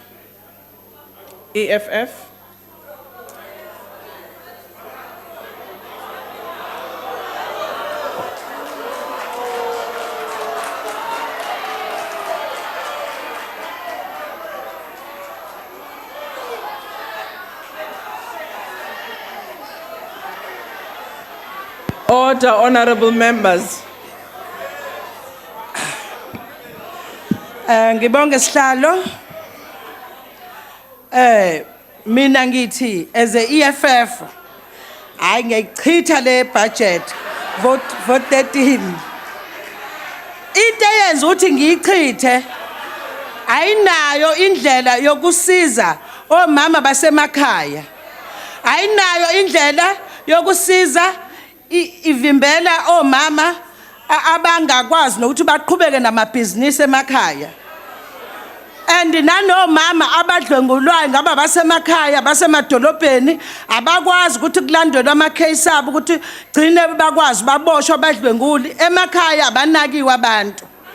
Okwesibili omama basemakhaya basenesenkingeni yakungcindezi yamaplaza amaplaza asaranwa noma asacindezelwe abamhlophe abakanikezwa amandla ukuthi bawaphathe ngaleyo ndlela ngikhathala ngenyawo ezimbili ba Order. Ngabe ikhona enye inhlangano efuna ukubeka uvo lwayo? IFP?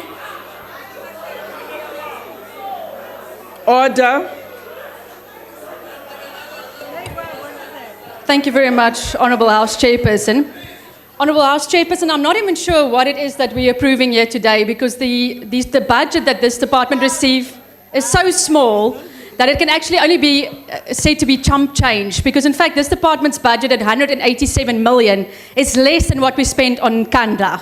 And I think that is quite a shame and it makes a mockery of this government's commitment to women's empowerment. And I think 187 million in comparison to the 250 million we spent on Kanda and we still say we're committed to women's empowerment. I really can't say that we are. Nevertheless, Honourable Chairperson, the IFP urges also for greater commitment to fight gender-based violence. Our effort so far has been wholly inadequate. For example, this government established a National Council Against Gender-Based Violence, but you afforded it no money. You gave it no money, yet you wanted it to achieve results. So clearly there's a need for a plan, a proper plan of action that can be implemented and a well-resourced plan as well. Despite the fact that the IFP also decries a lack of funding for women's empowerment issues, we also believe that we must spend money where it's needed. There must be less workshops, less functions, less seminars, less lunches. But despite that, the IFP will support this budget. I thank you.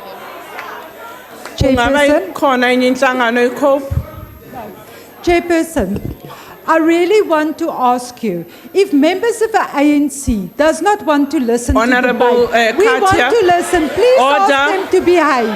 Order. Honourable Katia, are you making a declaration or are you raising a point of order? I'm raising a point of order, Chair. You know, please, can you protect speakers? You know that we can't hear the speaker with the way that they are attacked from next door. Order. Honourable members, can we be respectful and allow each other to express their views? Order. Ngabe ikhona enye inhlangano efuna ukubeka uvo lwayo? Honourable Chairperson. Yes. Order. Is that a point of order, Honourable Ndlozi? No, the It's not a Honourable point of Bata order. below is the candidate Can for you Women's take League, a seat? said we can speak on her behalf. Order. To reject this Order. budget is too small Order. for women. Honourable Ndlozi, I saw you pointing at each other across here. Can we please be in order? I've noted that there is no other member that ANC. Thank you, Chair. Ngiyabona i-DA yangisaba ifuna ukuthi ikhulume mina kuqala. Ngizokhuluma ke ngoba i-ANC is a governing party. Firstly, honorable members, the ANC supports the vote 13 on women in the presidency. This is a new department that has been established after election. It has now got its first standalone budget allocation. The budget of the department is 187 million for this financial year, 2015-16. It should be noted that 67.7 million will be transferred to the Commission on Gender Equality, leaving the department with 119 million to execute its mandate. Nithanda kabi ukuba onontanda kubokwa ngoba angaze nikhulume ngayo ngalezi zinto enikhuluma ngazo manje la kwi-house ekomidini ningazophatha ukuqina. There are priorities of the department which are the following: order, good governance, Order, honourable member. Point Can of you order. please?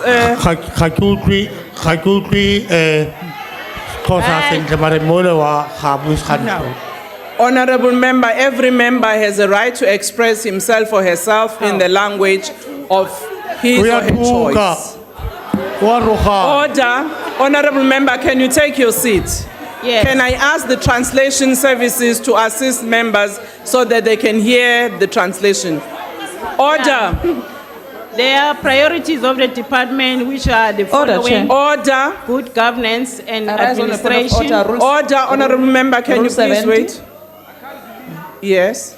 Yes, Chair, the honorable member there, she said, the one that is speaking, Honorable. Okay, Lindiwe. what did the member say? She said, "Siphethe ukuqina." I hope we are sazi isiZulu. It's unparliamentary. She must Order, withdraw. honourable member. There are priorities of the department. Order. Honourable member, ukuqina, I will have to consult with the NA table. For now, I can't rule on that matter. Kubeka lungehloniphekile. There are priorities of this department which are the following: good governance and administration, an effective enabling environment for women, socio-economic transformation and gender equality, evidence-based research to influence women's socio-economic empowerment and gender equality, and to assess the impact of policies, programs, and budgets on women's socio-economic empowerment. On the country reports, the department has been requested to submit all the country reports as one of the issues that I know that the DA is going to raise. Therefore, that the gender responsive budgeting framework should be fast-tracked so as all the department should be gender responsive and for them to deal with the issues of women, socio-economic transformation and empowerment. Therefore, the ANC supports the budget. In Democratic Alliance.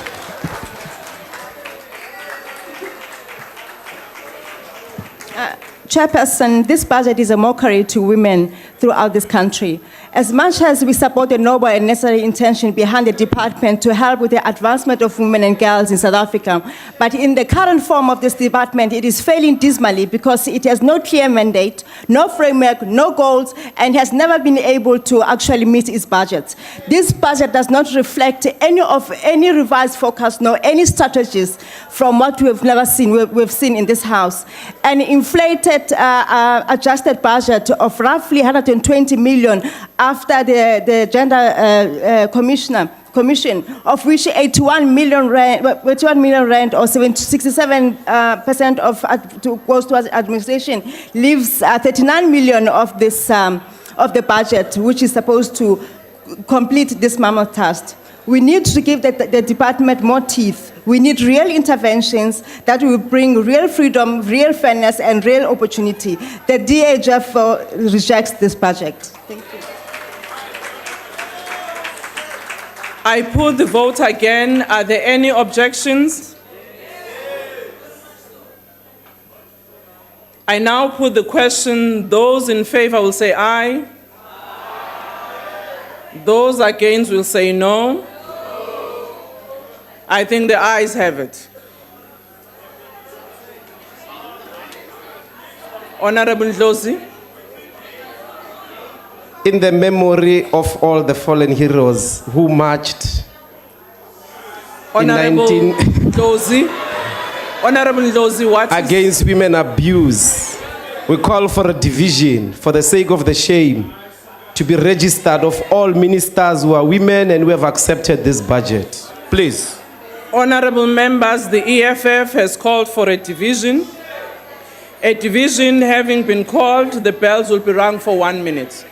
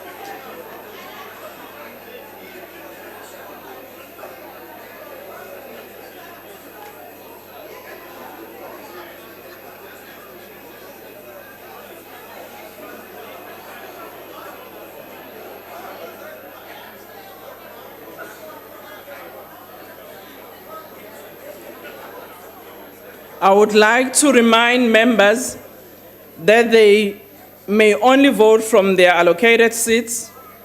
When requested to do so, members must simply indicate their vote by pressing the appropriate button below the yes. Order. Just a point of order. Can I seek clarity from you, Madam House Chair, about whether it's permissible to use cellular telephones in the House?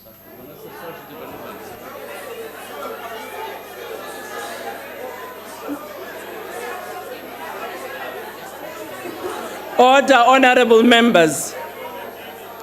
Order.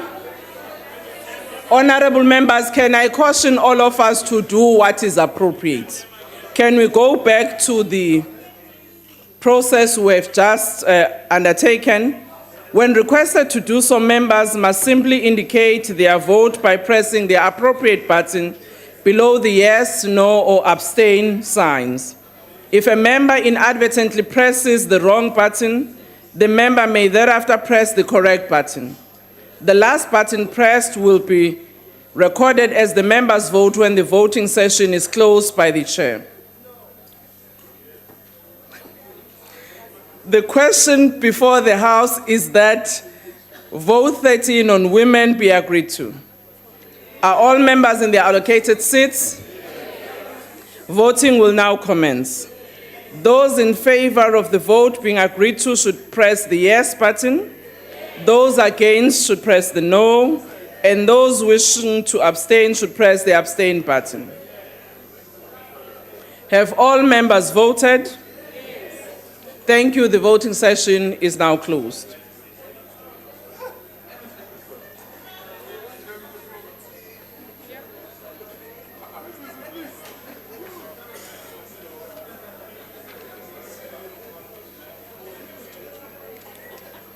The result of the division is as follows: yes 205, no 84, abstain 8. The vote is accordingly agreed to. I now put vote 14, basic education. Are there any objections?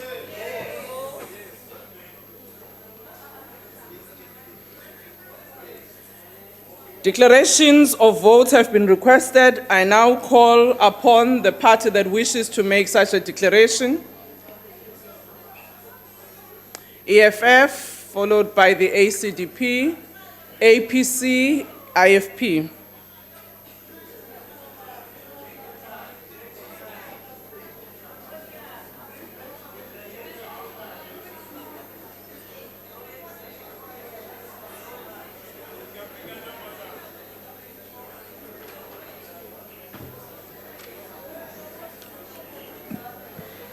Thank you, Chair.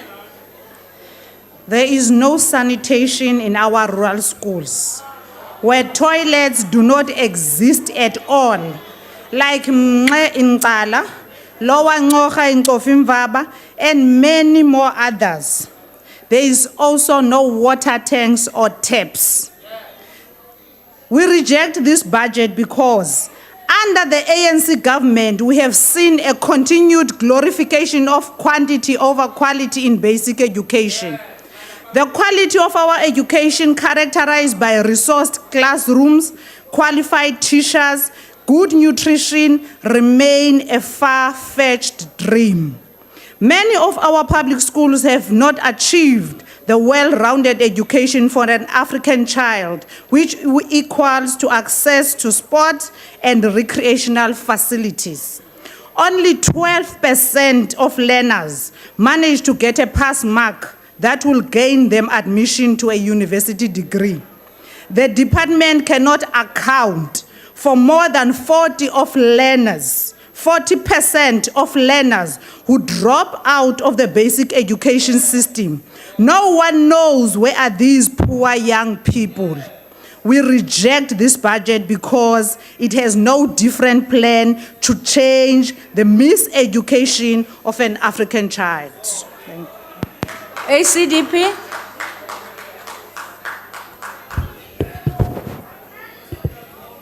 Thank you, Chair.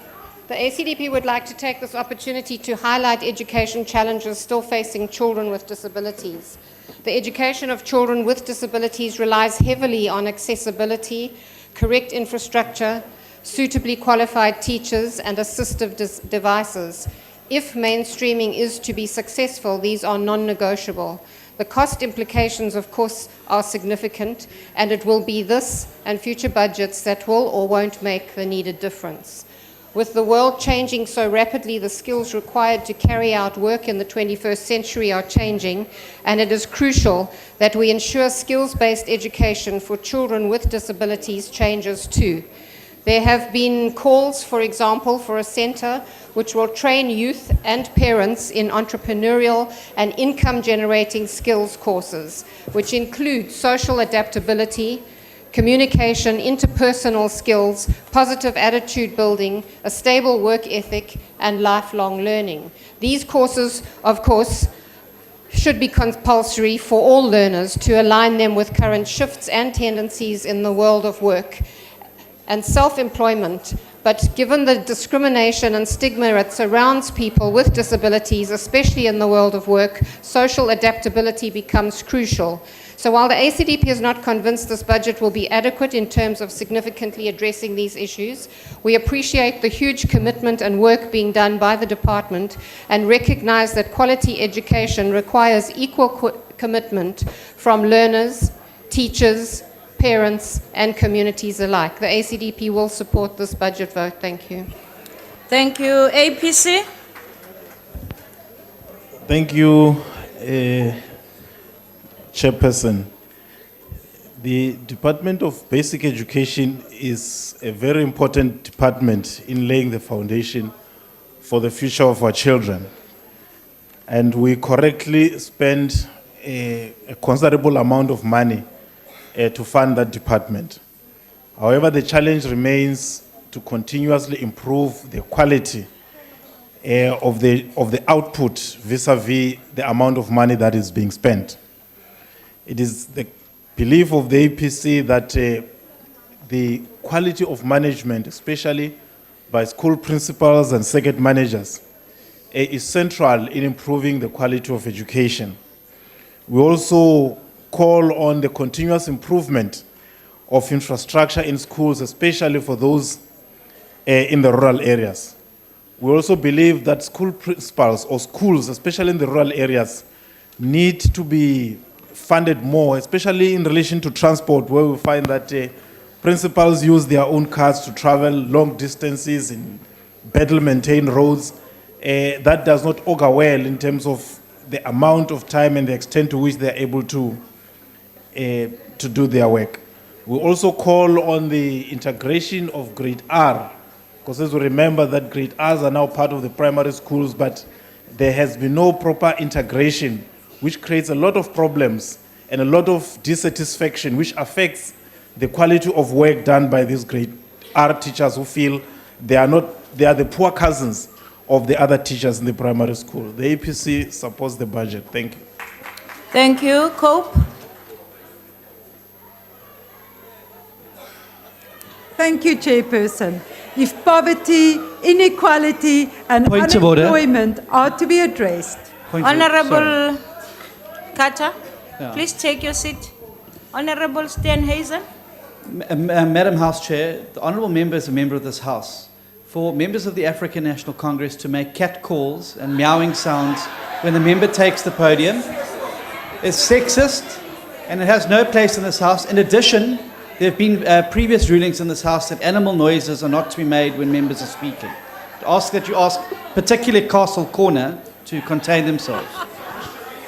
Honorable members, let us uphold the decorum of the House. We know what is expected. Let's not do what is not correct. Continue, Honorable Thank you, House Chairperson. If poverty, inequality, and unemployment are to be addressed, basic education must deliver. 21 years into democracy, our basic education remains in tatters, partly due to the ANC and SARTU alliance. Our basic education is dismally failing to ensure the all-round development of children and to enhance the prospect of gainful employment. I also want to just on what Honourable Dudley said, the department is actually discriminating against children with disabilities. I want to take us to Limpopo, where children are in a school for the disabled, for the blind, where there is not even Braille or operating working Braille machines, no functioning toilets. It is a disgrace. This is where real education begins. COPE urges the Minister to promote literature in our schools extensively. Our schools are also very deficient in teaching language and mathematics. In language teaching, the emphasis is shifting to vocabulary and the teaching of grammar through vocabulary. We have consistently raised the immense problem created by a deficit in vocabulary. Government must find a way for public and private school education to intersect. The use of a single textbook per subject is highly dangerous. The lack of toilets in our schools is scandalous. Teachers are still out protesting in school time and not teaching, as happened now for weeks in Kwadakuza. The ministry is failing our children, and with a budget is not sufficient, and COPE cannot support it. Thank you. Thank you. IFP? Thank you, Honourable Chairperson. Thank you. The IFP was, and probably still is, excited by the announcement which was made by the department that it will soon be publishing the guidelines for the implementation of the norms and standards for school infrastructure. Standardization of school infrastructure is an important variable for the achievement of equal and quality education. But, Honourable Chairperson, there is this one issue. In fact, I've spoken about this issue ad nauseam in the committee, outside the committee, and in this House. And this issue is the stranglehold that teacher unions, or should I say a teacher union, have or has on the department. Honourable Chairperson, it will be unfair and unrealistic of me to expect the Minister alone to tackle this problem, because it is both political and historical. Therefore, especially the ministers across who have been involved in teacher unions, perhaps I think of the Honourable Minister there of Public Works, Honourable Mr. Ngesi, could help in entangling, helping the Minister to solve this problem, because it is really a problem. Those who are coming from my province and who do care about our education, and I believe they do, will bear witness that around the Ilembe district, education has come to a standstill. Around Umkhanyakude, education has come to a standstill. Around Etegwini region, everything has come to a standstill. Why? Thank because you, Honourable Member. Want to force district managers to employ particular Honourable directors. Mponchani, your time has expired. Is my time over? Yes, Baba. Yes, we did support the budget vote regardless. I thank you. NFP? Chairperson, in as much as we support the budget, the NFP would like to express the following concerns. The state of basic education in South Africa remains a cause of concern for the NFP, and in particular, the substandard education which is provided for the learners in the rural areas, lack of basic infrastructure, learning amenities such as laboratories and libraries, as well as a shortage of sporting facilities, are depriving our children from getting a quality education which they are entitled to. If the government is serious about quality education for all, more funds need to be allocated, or we risk raising a generation of South Africans who will not be equipped to meet the demands of the modern. I thank you. Thank you. Any other party wishing to make a declaration? None. I put the vote again. Sorry. DA?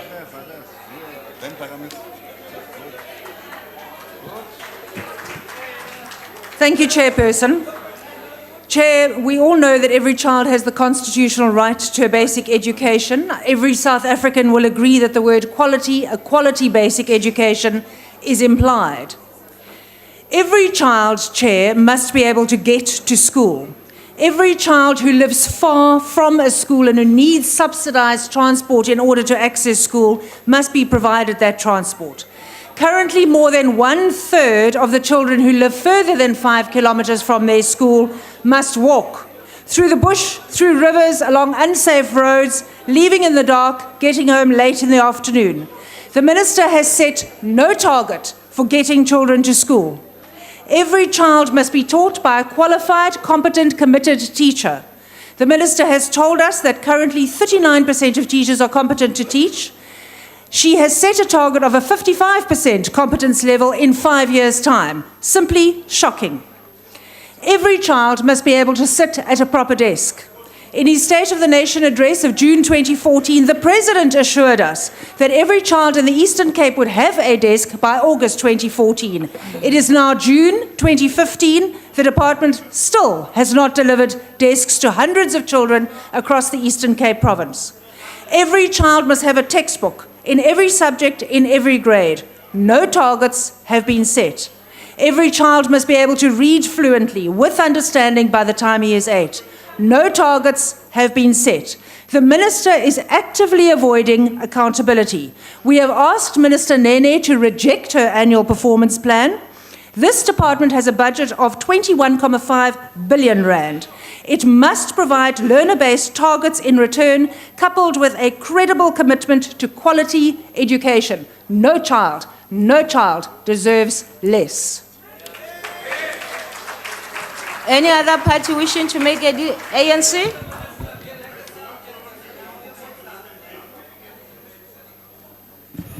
Thank you, Honorable Chairperson. Firstly, I would like to highlight that the ANC supports this budget vote. We believe that failure to adopt this budget vote will further entrench poverty, inequality, dependency, and will bring back the gains of democracy that we have achieved in the past 21 years. We want to state it categorically clear that the ANC is the first government in South Africa to prioritize education and to ensure that all children have access to it by opening all the doors of education for all the children, irrespective of race, color, gender, or religion.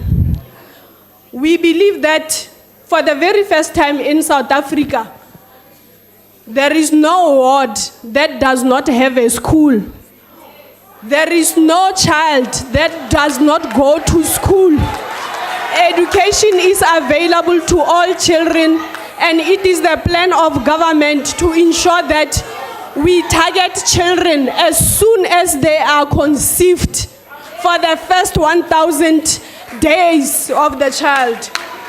We are very grateful that this government has seen it fit to increase the budget of basic education to ensure that they are able to push forward the imperatives of basic education in the country. We want to categorically state that this vote will ensure that we expand early childhood development. We have ensured that through the ACDP program, more state-of-the-art schools are built. Thank you, Schools Honorable with Member. libraries, laboratory. Chairperson, Thank you, Chairperson. We Honorable support Member. this budget.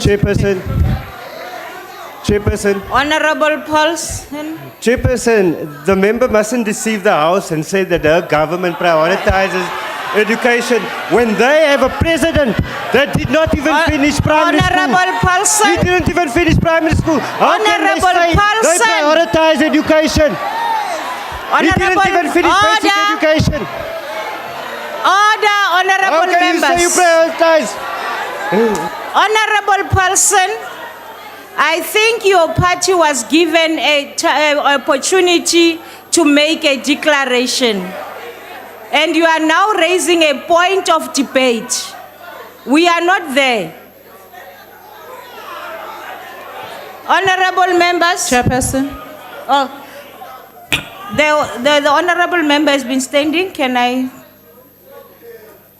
Chairperson, on a point of order, that honorable member said the honorable member on our side is deceiving the House. That's not parliamentary. And I ask you to instruct the member to withdraw. Honorable Chairperson. Point of order. No, wait, honorable members. Wait. Wait, sit down.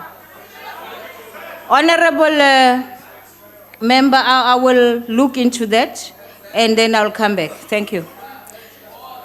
Any other party that wish to make a declaration? On a point of order. Yeah. I rise on Rule 69. Yes. The member there is misleading the House. The schools in Cala, Honorable member. Honorable member. The schools in Lower Ngocha, there are Honorable no toilets. member, what is They your must point not of come order? here. It is a point of order. Rule 69. Honorable member, please. I think I've ruled on those issues that I will come back. I now put the vote again. Are there any objections? In light of the objections, I now put the question. Those in favor of vote 14 being adopted will say aye. Those against will say no. I think the ayes have it. Chairperson, the DA calls for division. Thank you. The DA has called for division. 1 minute, the bells will be rung.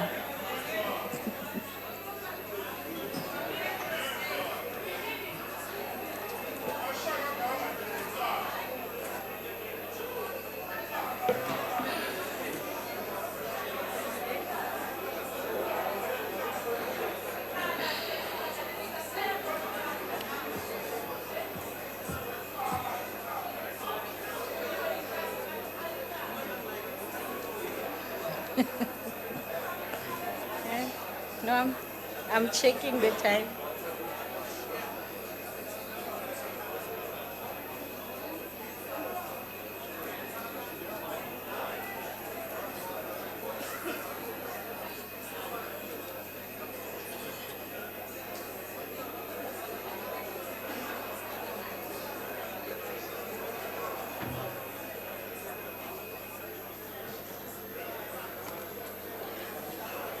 Order, honorable members. The reminder that all honorable members may only vote from their allocated seats. When requested to do so, members must simply indicate their vote by pressing the appropriate button below the yes, no, or abstain signs. If a member inadvertently presses the wrong button, the member may thereafter press the correct button. The last button pressed will be recorded as the member's vote when the voting session is closed by the chair. Order, honorable members. The question before the House is that vote 14 be agreed to. Are all members in their allocated seats? Voting will now commence. Those in favor of the vote being agreed to should press the yes button. Those against should press the no button. Those wishing to abstain should press the abstain button. Have all of you voted? Thank you. The voting session is now closed.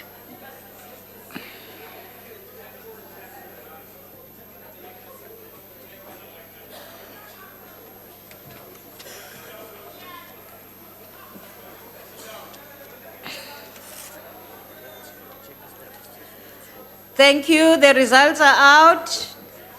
The yes, 214. No, 88. So the vote is accordingly agreed to. I now put vote number 15, higher education and training. Are there any objections?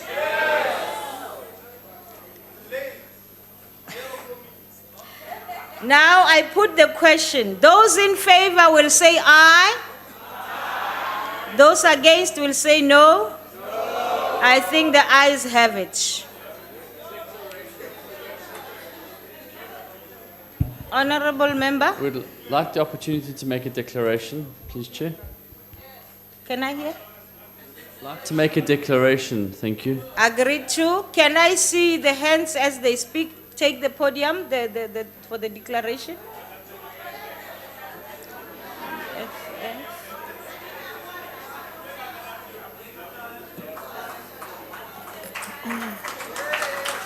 Yes, madam. It's outrageous that we're asked to support this budget uncritically when there are such deep structural flaws in our higher education system.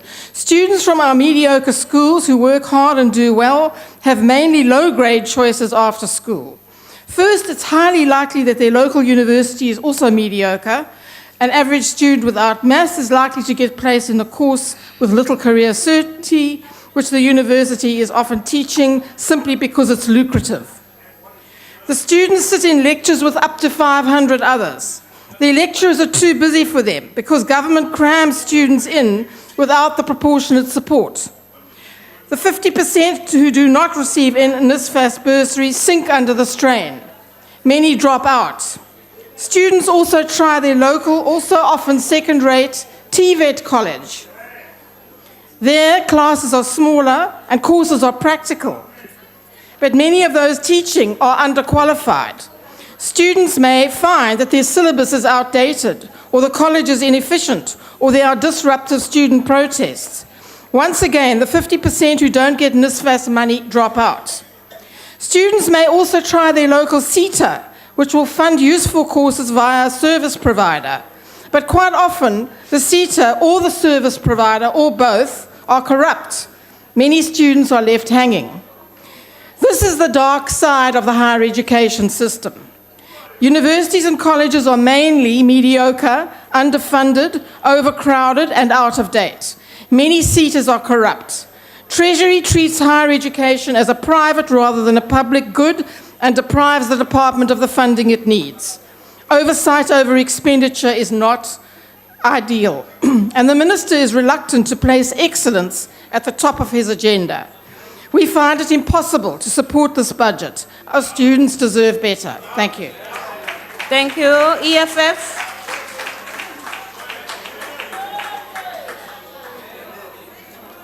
Honorable Chair, the most basic right that this government will have offered black people at least 21 years after democracy, it will have been at least access to higher education.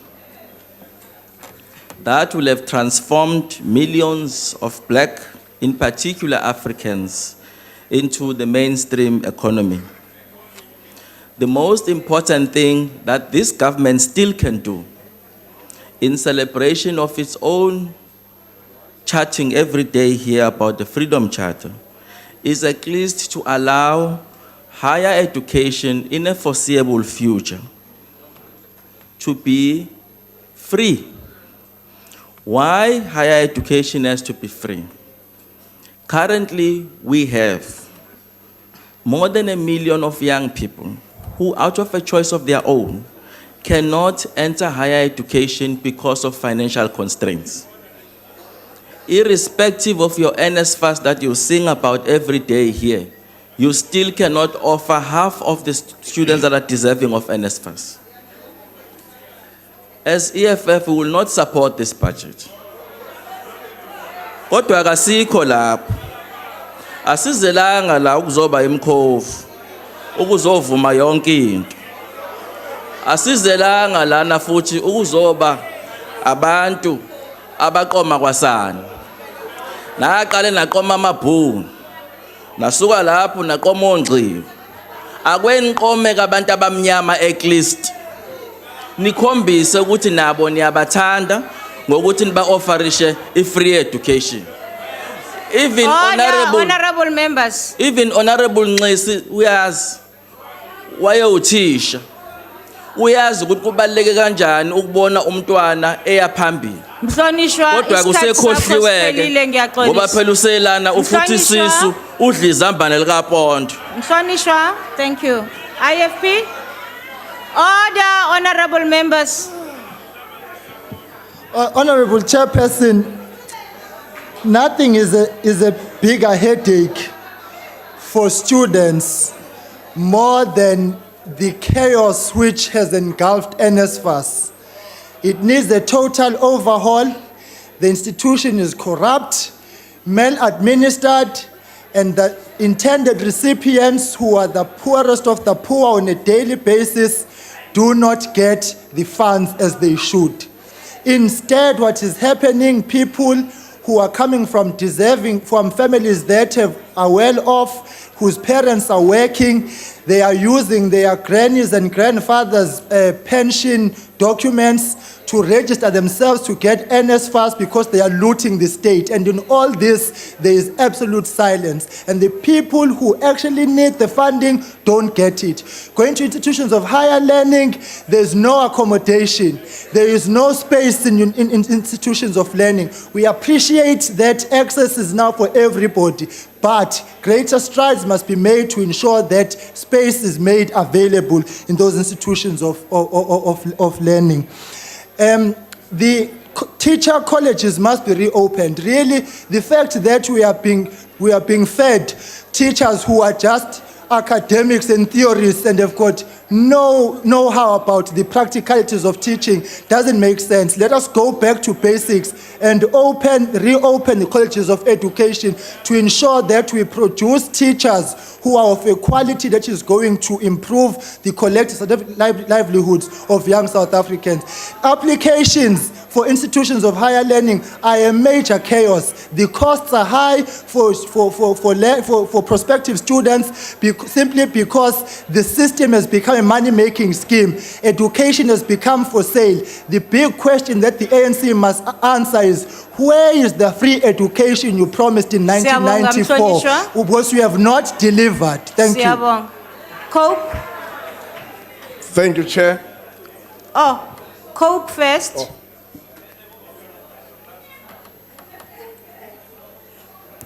Thank you, Chairperson. NSFAS has been badly implemented. Our artisanship destroyed, so bad that we had to bring engineers from Cuba to come and work in municipalities in the Free State. Tens of thousands of students who have finished their courses await their certificates after years. If we are to develop, we need skilled and trained youth.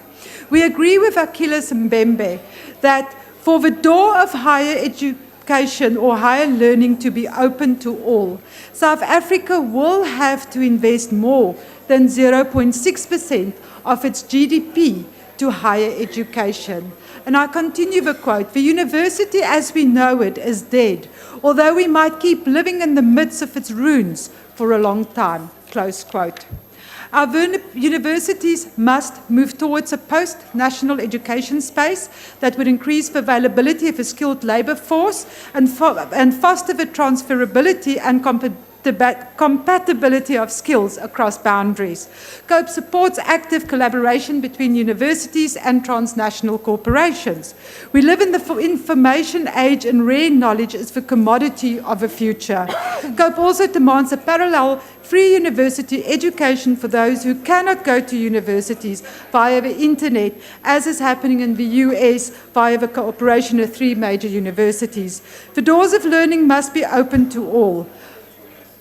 With this budget of 0.6%, which is less than what the average Africa nations are spending, we cannot support this vote. More money is needed. Thank you. NFP. Chair, we believe that student accommodation is a sore point, and the department has a responsibility of getting cheaper accommodation, decent and cheap accommodation for our students. We're also concerned about the ability of NSFAS to adequately and efficiently provide funding for well-deserving students at tertiary institutions. Each year during and soon after registration, we experience upheavals at our universities and FETs, which is attributed to students not receiving assistance from NSFAS. We believe that administrative bureaucracy is largely to blame and would like to see the application process simplified and centralized. The NFP believes that the idea of free education and training is possible. Students at TVET colleges must be exposed to the world of work. It is therefore important to track their whereabouts after graduating. Why don't we reopen the colleges of education that we spoke about and the minister has been speaking about? These must be opened with immediate effect.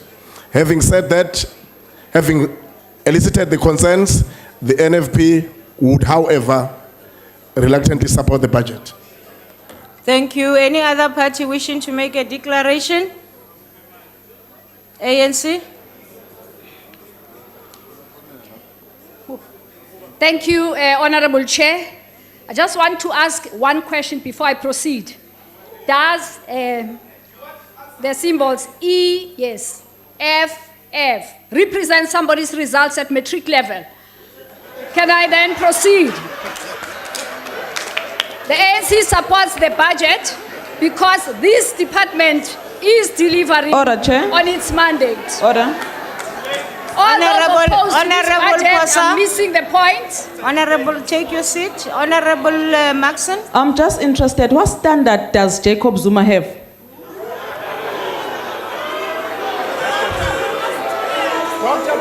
Thank you. Honorable Chairperson. May I proceed? Wait. Honorable House Chair. Honorable member, wait. Let me start with Honorable Zul. Chairperson, President Jacob Zuma has a master's degree in politics.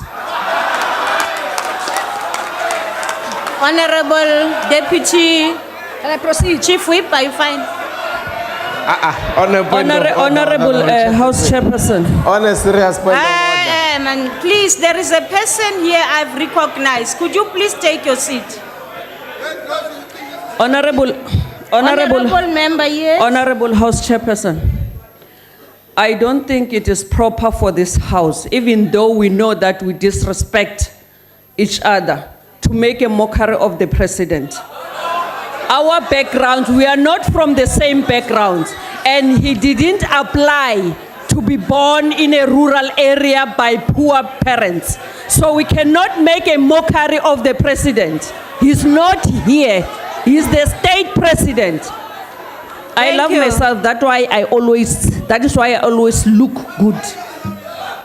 Honorable member, you have made your point. Let me say this, honorable members, please, let us respect ourselves. Then we'll be able to respect all honorable members. I now put... Honorable Chair. No, may I proceed? Honorable Chairperson, we are Sorry, I was interrupted. May I proceed, Honorable Chair? Wait, Honorable Ndlozi, are you rising on a point of order, Honorable Ndlozi? Yes, Honorable Chairperson. I think that we want to agree with the Deputy Chief Whip that we must not make a mockery of the President. The Honorable Minister must withdraw that the President has a master's in political science, because it's not true, and she's misleading the House. There's no university that President Zuma went to. Thank they you. are all birthday gifts to him. Honorable member. So she must withdraw because it's not true. Unfortunately, we are not discussing. And she's making a mockery of the President. Honorable, please sit. I think I've ruled on this matter. Let us respect ourselves. Honorable member, please continue. Thank you, Honorable Chair. All those opposed to this budget are missing the point. This department's transformation journey is unstoppable, and their position and action is not in the best interest of the people of this country. To break free of poverty, unemployment, and inequality, the people of this country need quality education now. Indeed, the department's plan and budget are responsive to this need. It aims at giving more people access to education and a better and quality life. it is a fact that the Department of Higher Education and Training, through this budget, has put education at the center of transformation of this nation, by also enabling the country to reach desired levels of employment and promoting inclusive economic growth. The higher education sector has made and continue to make tremendous strides towards a better life for all. Considering that the budget for university education has increased from 30.4 billion in 2014-15 to 32.8 billion in 2015-16, this can only mean one thing: siyakuba. When you consider that CITAS and the National Skills Fund's total budget for 2015-16 is 14.7 billion and will fund 70,000 students in different skills program, fund 574 to NSFAS, fund 45 million to National Research Foundation to support throughput of postgraduates and lecturer capacity. It can only mean one thing: siyakuba. Thank you, Honourable Member. Your time is up. I support the budget. Thank you. Honourable members, I now put the vote again. Are there any objections?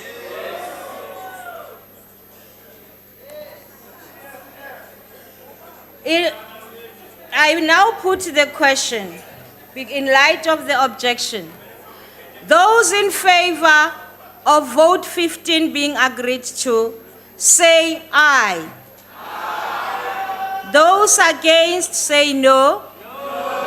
I think the ayes have it. Chairperson. Honourable Waters. The DA calls for a division. Thank you. A division has been called. Bells will be rung for 1 minute.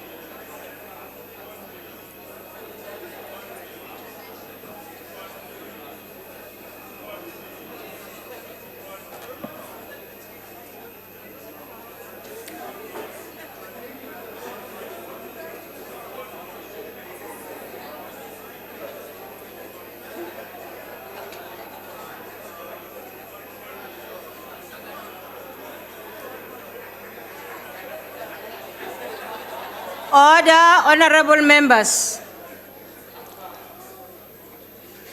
I would like to remind members that they may only vote from their allocated seats.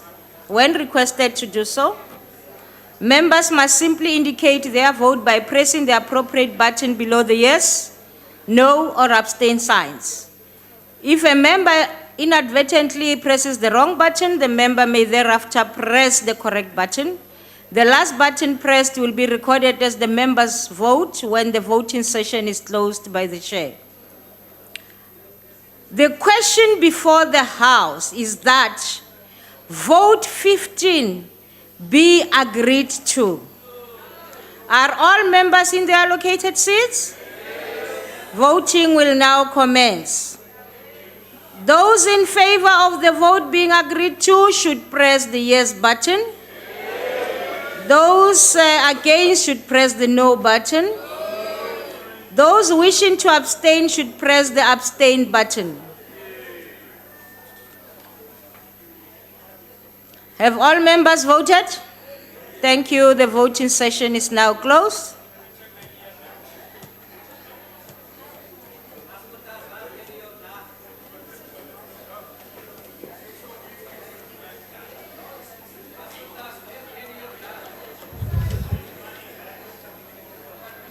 Thank you.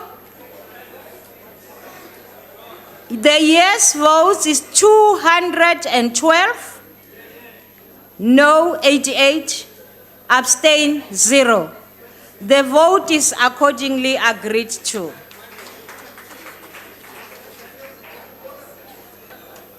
I now put vote 16, health. Are there any objections?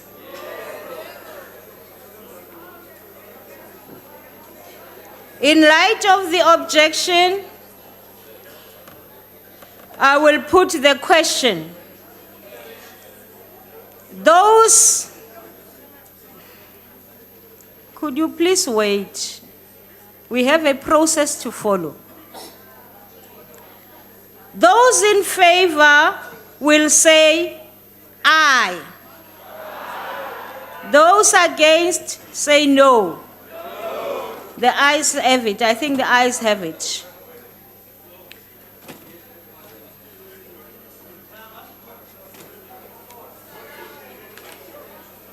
So the vote is accordingly agreed to.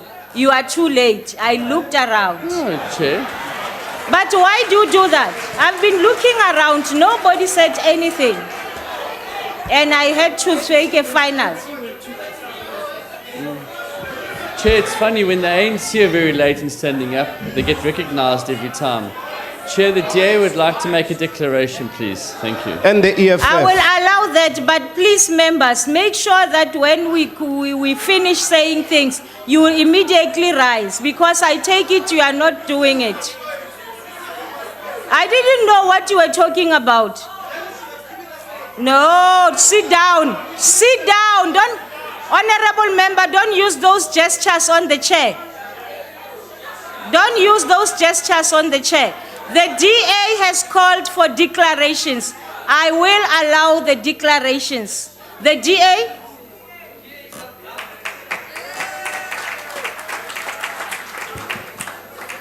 Honourable Chairperson, I would like to ask the Minister, wherever he may be this evening, one question. Will he finally hold to account those MECs for health who are presiding over the systematic dismantling of our health system? Because until he does, our citizens will continue to suffer. It is, for example, inconceivable to provide health services without medicines, yet we are currently experiencing shortages to the extent that we have to fly in essential medicines into the country as an emergency. Now, manufacturing problems aside, it is obvious that these stockouts are at least partly due to the bad decisions made by bungling managers in provincial health departments. Furthermore, while the DA-led Western Cape Health Department has prioritized healthcare quality as evidenced by a recent independent Public Service Commission report, the same cannot be said for other provinces. For example, last year, medical malpractice litigation cost the state approximately 300 million rand in KZN and the Eastern Cape alone. Sadly, many cases of malpractice involve injuries to babies during birth. The Minister is a person of integrity and conscience, and yet all of this is happening under his watch. This is no doubt due to the resistance he faces from MECs for health in failing provinces like the Free State. You know, if the Free State's Premier and MEC for Health spent as much time trying to fix healthcare as they do insulting members of the opposition, perhaps we would have seen some progress by now. The Minister must use all means at his disposal, including working with National Treasury to bring these MECs to account, because ultimately the buck stops with him. Until this occurs, failings in the health system will continually reoccur. And because of that, the DA rejects the health budget. Honourable Chair. EFF? Honourable Chair. Honourable Ndlozi? Yeah, on a point of order. You know, Honourable Chairperson, we really respect the process and we don't want to be mistreated. You must assume, because you requested a list prior to the sitting of this session, the attitude you displayed to us is really unacceptable, Honourable Chairperson, because we have submitted that we are going to make declarations on all budget votes. And then you say you did not recognize us, as if we are disrupting the House. It's really uncalled for, because we've already registered that we're going to make... You must assume from here on that the EFF is making declarations. Please, because we have submitted there in the list that the Speaker and every presiding officer has done. You have made your Please. point. Can I speak? Honourable member, that agreement of writing and so on, I think it was disposed of when we started. So what I rely on is for people to rise or raise their hands. No. That is why, because, honourable members, can you allow me to explain? I'm explaining on the assumption that you are talking about. I'm not going to assume anything. But I expect members to raise their hands if they want to make declaration. Simple as that. We continue. Order, Honorable EFF. Honorable Chairperson, order. There is no agreement. You can check yourself. You seem hesitant. We've been participating in this house in a very awake way. There is never an agreement that that list is not going to stand. The DA withdrew its name and other parties, not the EFF. Not the EFF. We're going to make declarations, and you must assume that the EFF, on the basis of our submission, is going to make declarations on everything. We can't be bullied here. Honorable Please, Ndlozi, we've please respected the process. I appeal to you, Honorable Chairperson. Please, We've respected the process. Why so are you please making respect us here. Honorable, you have made your point. Honorable members, I say it again. After the question, I expect hands. That's how I'm going to deal with these issues. Honorable Member Chawana. Thank you, Honorable Chair. Honorable Chair, the EFF rejects this particular budget vote with the following few reasons. The current government is unable to attract highly skilled health professionals, in particular specialists in hospitals. And these are the reasons, Honorable Chair and Honorable Members. Specialists in most provincial hospitals do not get their specialist packages. Honorable members. There are specialists in many provincial hospitals that for the past 2 years have not been paid their specialist salaries. Currently in this country, there is a huge crisis about lists in hospitals of operations of patients that are supposed to go under the knife, but they have not been operated because specialists are not there. And the reason is not because specialists do not have the interest. The reason is because they are not paid. In the Free State, just last month, there has been 6 specialists in the obstetrics and gynecology department that have resigned. And I'm talking about things that I did not read. It's because it's people I know. Secondly, Honorable Chair, the question of the national health insurance is not going to work. The NHI won't work. The secret, Honorable Members, is it's primary health care. The government must make commitment in making sure that there is a radical improvement on the question of primary health care. Currently, the huge crisis in this country, particularly in Africa, is the question of HIV and AIDS. Inherent with HIV and AIDS is your lung infections, with your TB, pneumonias, and so on and so forth. Primary health care would mean that the current clinics that we have must be adjusted according to the type of problems that health is facing in this country lately. What we're saying is that instead of having a clinic which is a 4-room clinic that only has got dispensary and a nurse. Honorable member, your time has expired, you can see. The EFF rejects this budget vote on health on the basis of number of reasons, and we appeal to this government to say that they must neglect the NHI. It is not going to work. Thank you. IFP.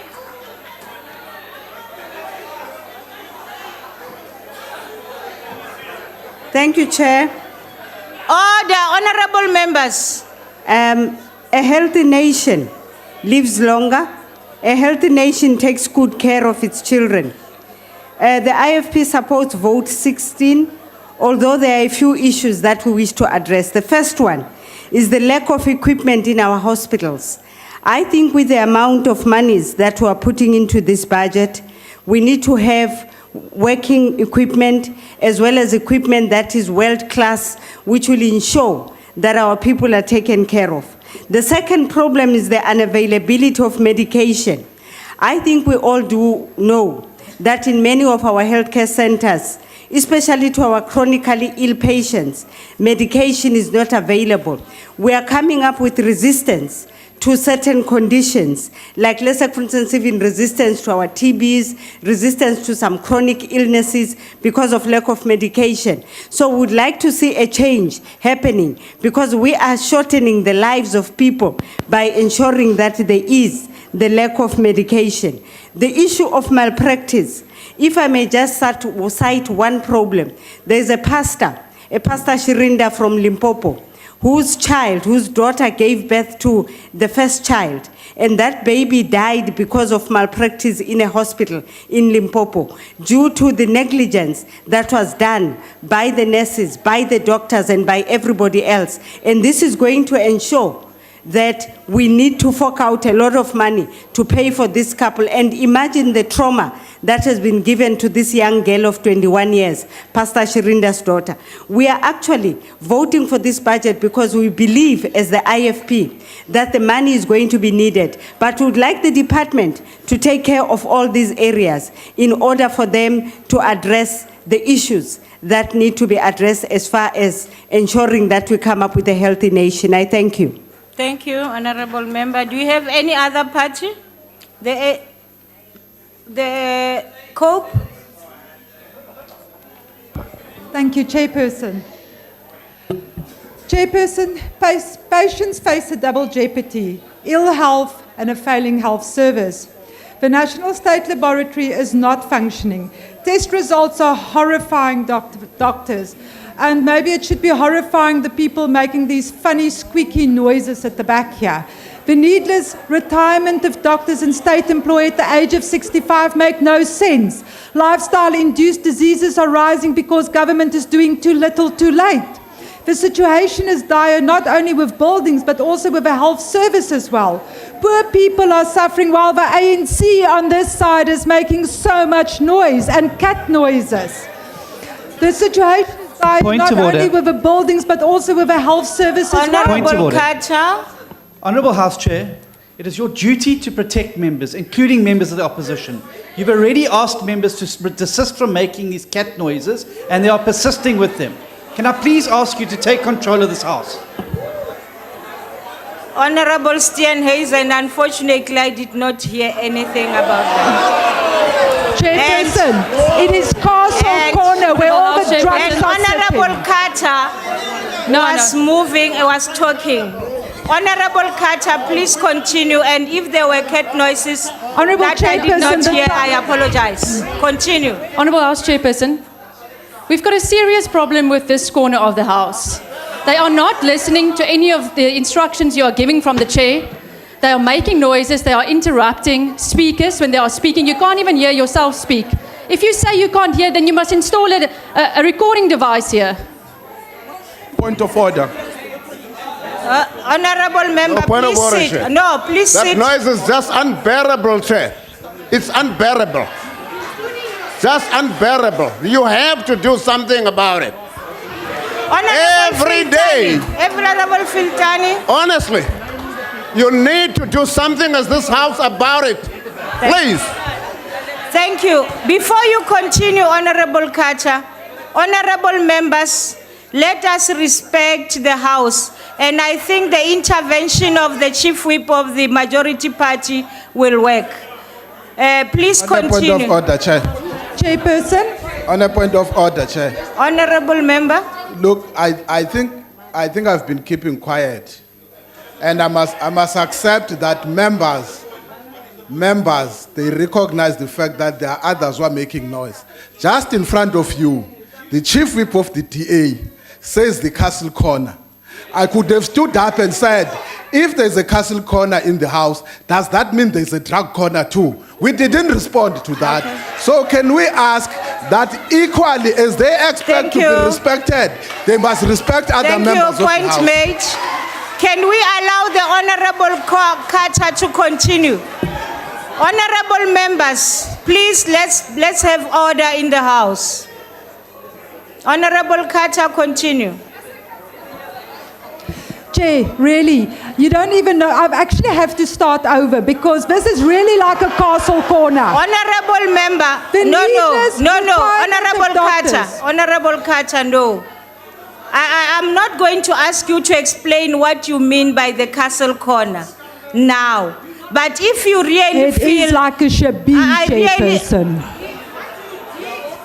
I'm not sure if that is allowed, but I will get advice. Continue. You have 1 minute, 7 seconds left. Okay. The needless retirement of doctors in state employ at the age of 65 does not make sense. Lifestyle-induced diseases are rising because government is doing too little too late. The situation is dire not only with the buildings but also with the health services as well. Poor people are suffering inordinately as a result. Honourable Chairperson, the mistakes made by healthcare gets buried or cremated. Chairperson, medicine supplies remain as problematic as ever. Recent reports exposed a shortage of ARVs, as well as the South African Medical Association reported a clear shortage of injectable penicillin, which is diseases, antibiotics. It is life-saving medication. With the current budget, can the minister, can the department really honestly say that they can make healthcare work in this country? Can they say that they can maintain and purchase the equipment we need? Can we, with this budget, make sure that we have the medication that we need? Honourable members, I can't hear. This budget is not sufficient, and therefore we cannot support it unless we have the Honourable support. member, your time has now expired. APC?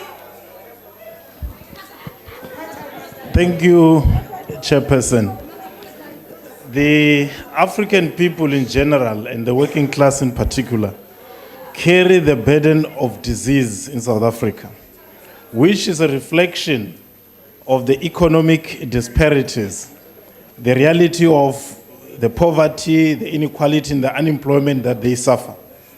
It therefore becomes critical that public hospitals should be able to provide quality services, for it is in these institutions that they depend for their health needs.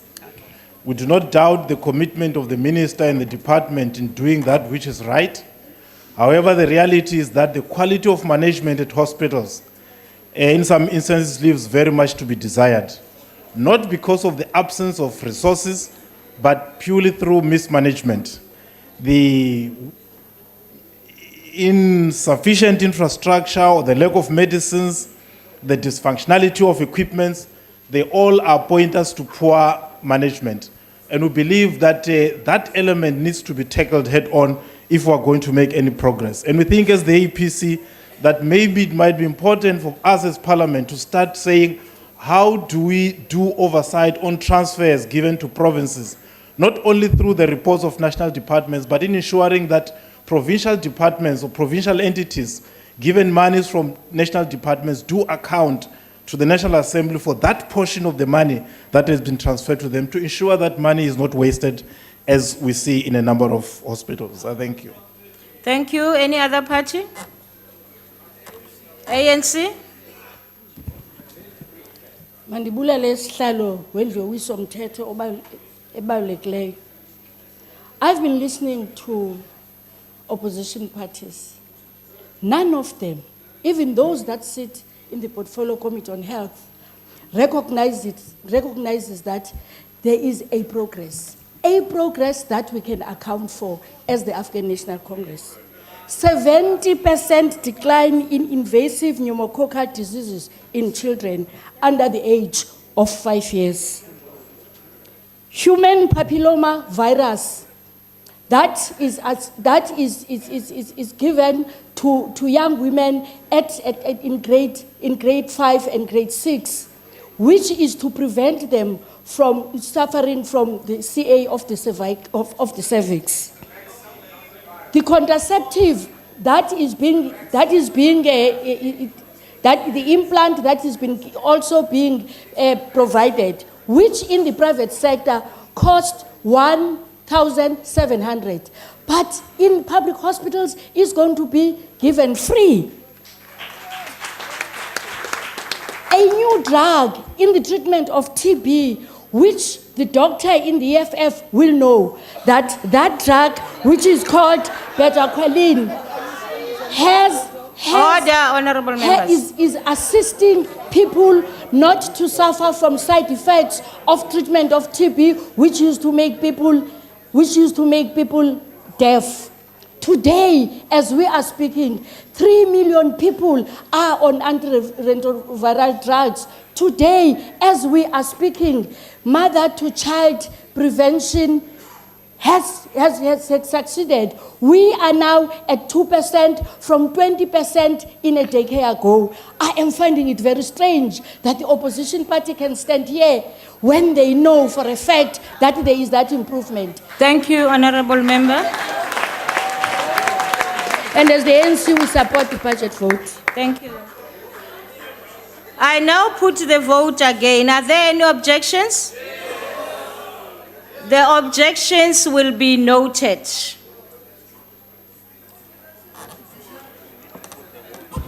Chairperson, will you note the objection of the DA, please? The objection is noted. Division. The EFF is calling for a division. The EFF is calling Yes. for a division. 1 minute. Bells will be rung for 1 minute.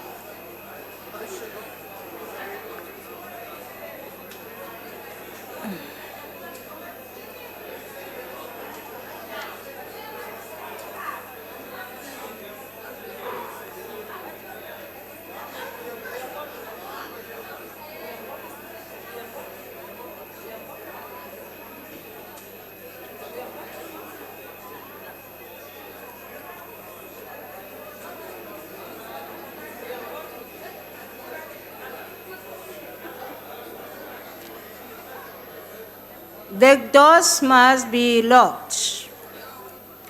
I would like to remind members again that they may only vote from the allocated seats. When requested to do so, members must simply indicate their vote by pressing the appropriate button below the yes, no, or abstain signs.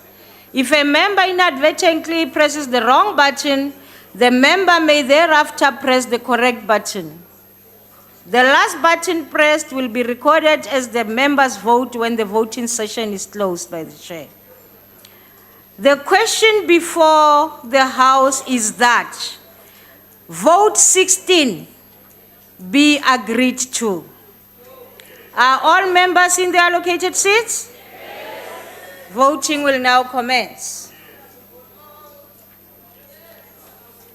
Those in favor of the vote being agreed to should press the yes button. Yes.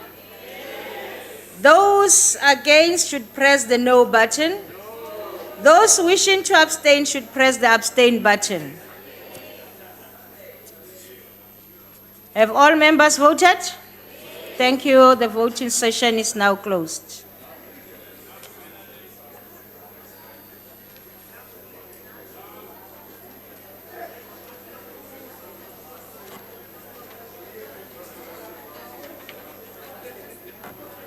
The results, yes, 212, no, 86, abstain, 0.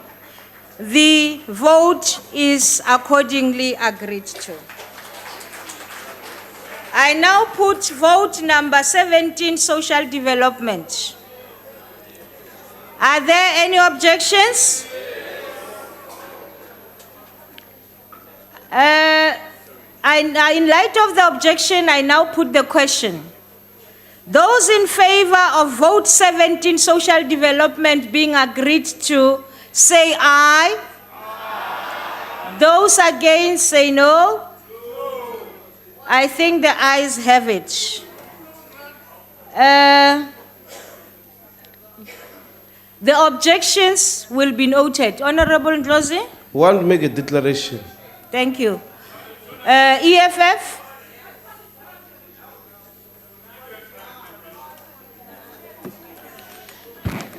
Thank you, Chair. The EFF rejects this budget because its funds are abused to give food parcels to people in order for them to vote for the dying horse called ANC government.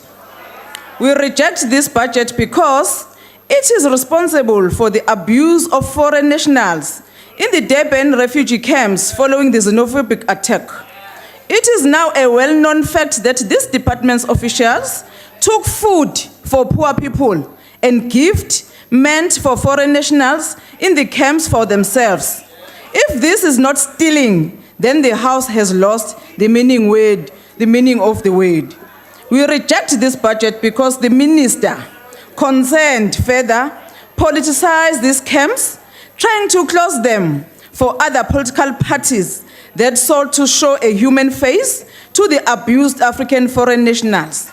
EFF does not see any meaningful plan to deal with the rise of drug abuse like Nyayope in the township. ANC is using the plight of the poor people through food parcels arrangements, which is the embarrassment to the masses of this country.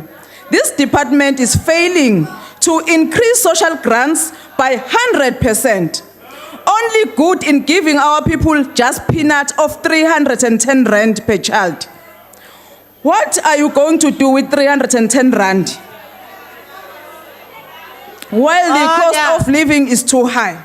We reject this budget and then we said no to this budget.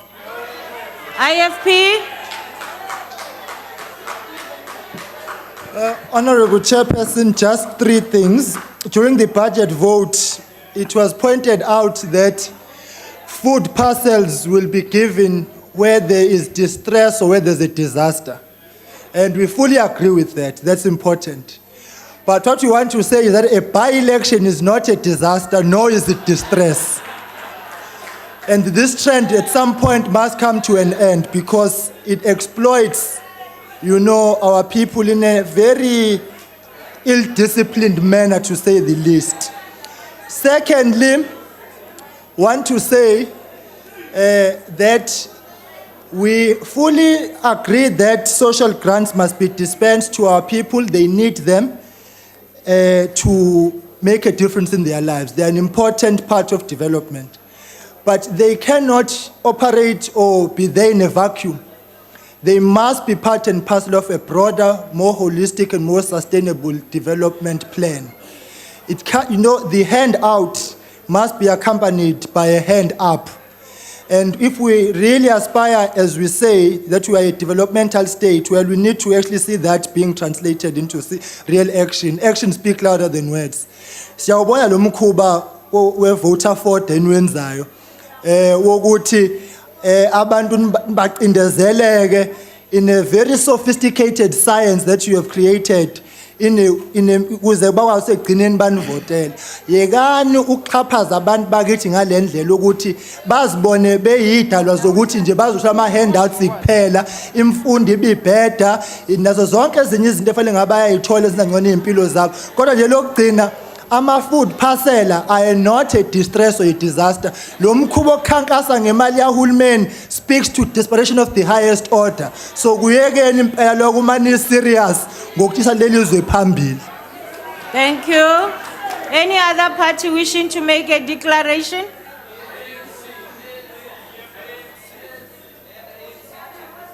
Honorable Member, ANC. Thank you, Honourable Chairperson. As the ANC, we'd like to support the social development budget.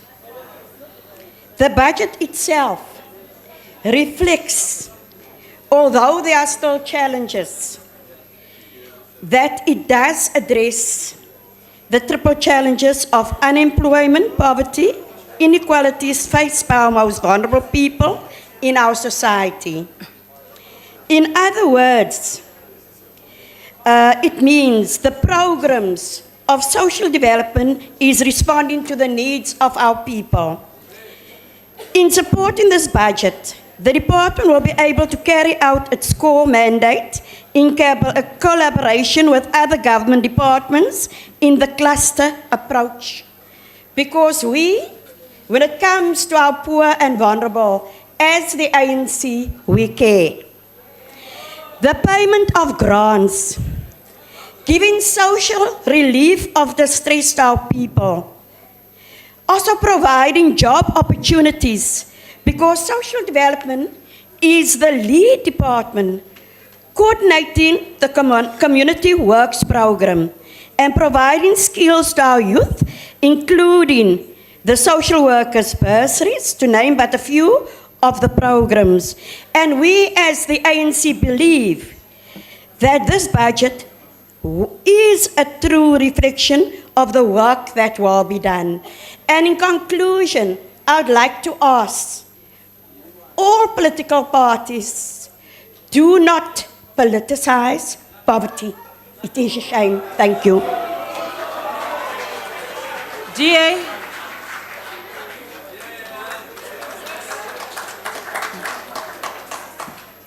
Thank you, House Chair. We cannot undo the past, but as a nation, we have a duty to redress any disadvantages caused by the past so that South Africa can be a better country for all of us. This can only be achieved in a society where there's a freedom and there's equal opportunity for every one of us. A large part of our society rely on the social grants, and therefore, this is important that all the money that is budgeted for them must be received. And what is worrying, it is a well-known high level of maladministration and corruptions within SASSA. This is a matter that requires an urgent and decisive action, as any money wasted or stolen is essentially a denying the most vulnerable people of society. And the Democratic Alliance will make sure, Honorable Minister, that nobody is going to benefit out of that money, and will protect the vulnerable people of this society. To sit there and to howl knowing that we wasted money to protect individually within SASSA, it is incorrect and it is unacceptable. Thank you. In light of no any other party wishing to make a declaration, I put the vote again. Are there any objections? In light of the objection, I will put the question again. Those in favor will say aye. Those against will say no. I think the ayes have it. Chairperson, the Honorable- EFF would like to call for a division. A division has been called. 1 minute, the bells will be rung for 1 minute.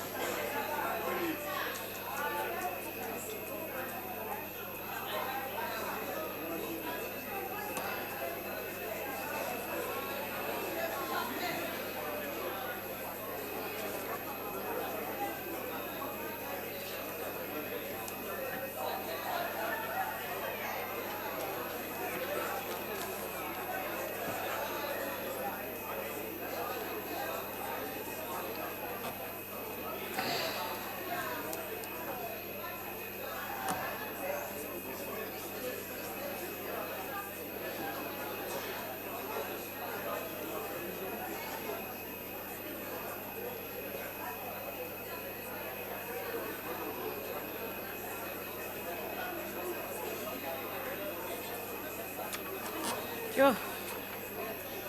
Mahlangu.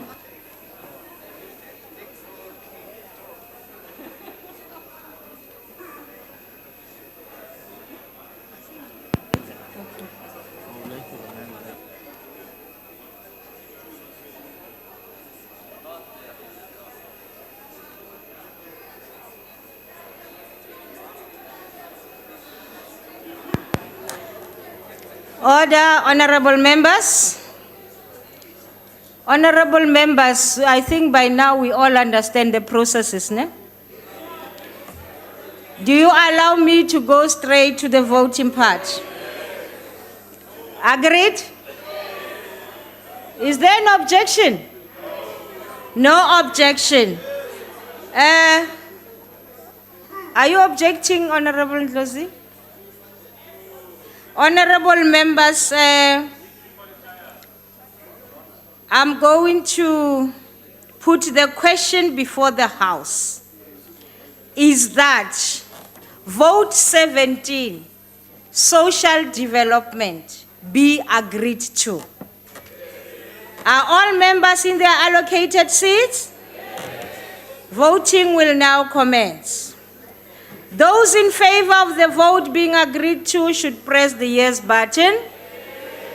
Those against should press the no button.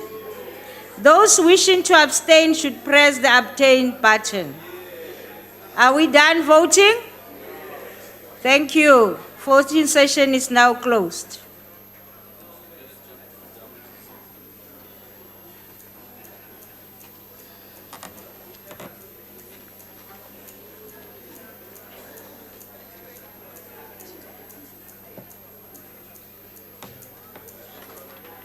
Thank you. Votes for vote 17, social development, yes, 285.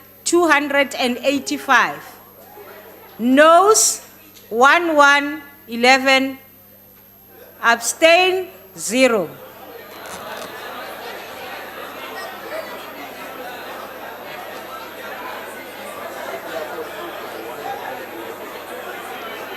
Oh, I was trying to make it clearer. Yes, 285. No, 11. Abstain, 0. The vote is accordingly agreed to. I now order, honorable members, I now put vote number 18, Correctional Services. Are there any objections? In light of the objection, I will now put the question. Those in favor of vote 18, Correctional Services, being agreed to, say aye.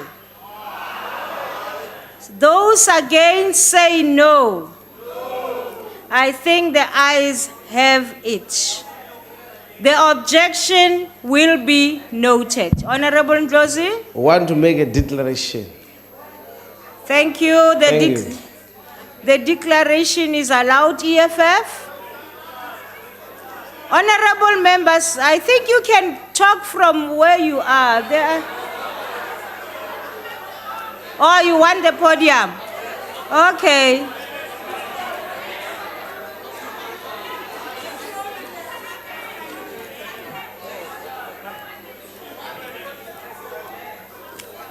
Chairperson, the EFF reject this budget. The Department of Correctional Services' mandate is to correct people by rehabilitating them from prison to society. But, Minister, Minister, budget here where correctional services, I want to see, sorry, when we go to rehabilitate abantu. Ngauri, ka budget here 13 billion, we focus on incarceration. While rehabilitation, budget is 1.2 billion. We are serious now, and the reduce from last year 1.23%. Jambo do ke reduce one amwe hosishaba rehabilitation. Ndinga zoba kubona crime rate yasho izula inta kama khalifa slot because correctional population ya batho bote ba renga go mu jele 152,514 107,471 ndibone pezi bane ba fi the sentence prisoners. Una 45,043. Those are the waiting trial detainees. And they are failing to get bail. Some of them, about 29.5%. They are failing to get even the bail of 1,000 rand. That's why we have overcrowding in our prison. And as the EFF, Zama, Nakat Portfolio Committee, Riva Tusono, Hanez, Recombra Zori, Bailey abolishiwe ifele zwa Bailey mani ngori bango batho abakuna afford ngathani hausiwana. And again, there is no clear cogent education program. Thank you, honorable member. EFF object and reject this budget. Any other party? DA?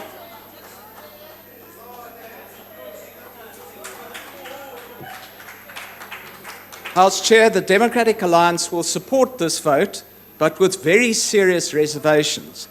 The department received yet another qualified audit.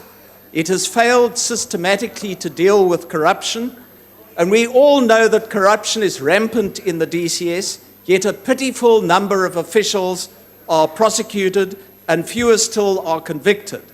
Investigations into major scandals, such as the award of the Bosasa contract and the award of the contract for electronic monitoring, go nowhere because powerful politicians are implicated. The department is still too top-heavy. Too many people are doing administrative work and not enough people are rehabilitating offenders. Ultimately, we still don't know if the department is succeeding in its primary function because we don't know how many offenders reoffend after what period. And yet, there are some promising signs. The department has finally appointed a permanent CFO and will soon appoint a permanent national commissioner. This will provide leadership stability. The department has also got new proposals around parole, which, if applied, will have a major effect on overcrowding. And the department has significantly reduced its dependence on consultants. But in the end, we as parliamentarians simply don't know enough about the department because the Portfolio Committee hardly ever interacts with the department. This is in no one's interest, not the department which needs the oversight, nor Parliament which cannot exercise its oversight functions adequately. This needs to be rectified and as soon as possible. Thank you. Thank you. APC. Thank you, Chairperson. The APC, as we indicated in the debate on the budget earlier, will support the vote because the Minister indicated that there are moves to address some of the long-standing issues that are of serious concern to us. And we do want to state that in the last 10 years, that department has never had an unqualified audit opinion from the Auditor General. And as we are passing the budget today, we're giving the money to implement whatever programs and policies are in place. But the big question remains their ability to manage the budget that is being passed to them. Supply chain management has always been a challenge. Stability at the top, we hope that the key people are going to be appointed so that a culture of accountability and responsibility can be built in that department. Currently, you have an over-reliance on consultants, including consultants who supervise other consultants. IT in the department is a shambles. Money has been wasted on uncompleted infrastructure. I must say, Honorable Chairperson, that the department appeared a couple of weeks ago before Parliament's Public Accounts Committees, and their performance really was not encouraging. We had to send them away. They are coming back on the 17th. We want to ensure that Parliament contributes in finally solving this correctional service challenge by ensuring that there is accountability. Thank you. Thank you. ACDP. Thank you, House Chair. House Chair, overcrowding remains a challenge in our prisons and is the root cause of health problems and the spread of diseases.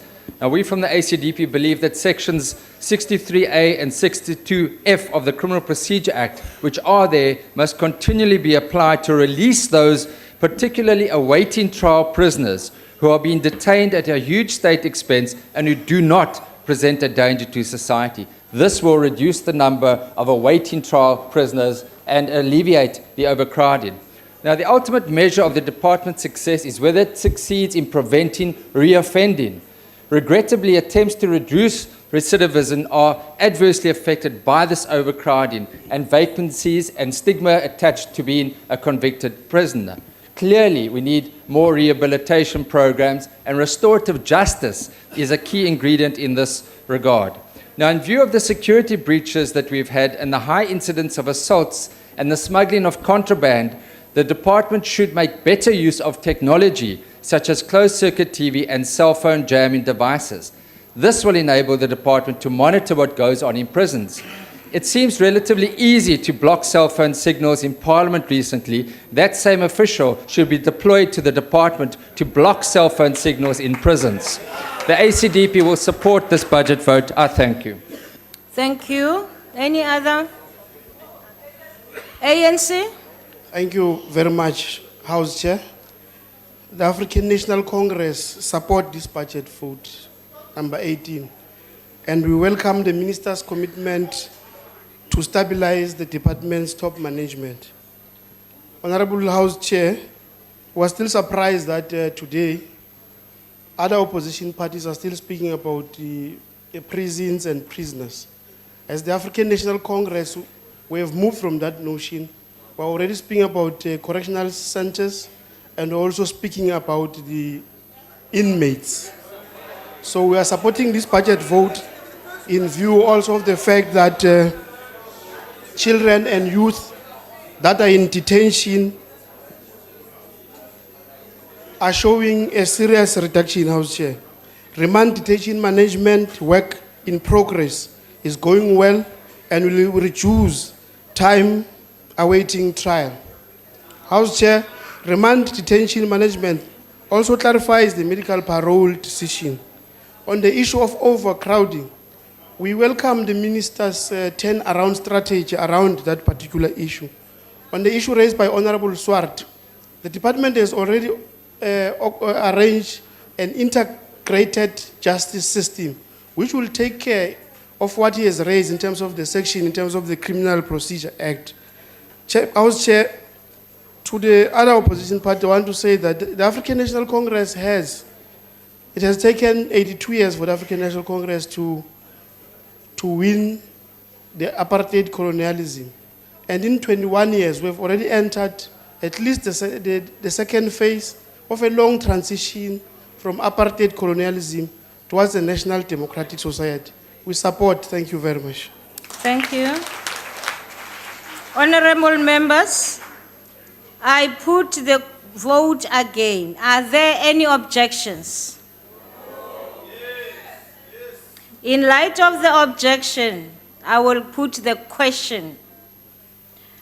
Those in favor of vote 18 correctional services being agreed to, please say aye. Those against, please say no. I think the ayes have it. And the objection will be noted. Honorable Mulaudzi. Chairperson, Rarukumbela Rindo Ketekanyiwa.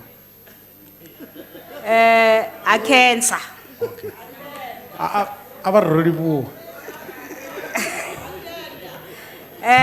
Honorable members, a division has been called for. The bells will be rung for 1 minute.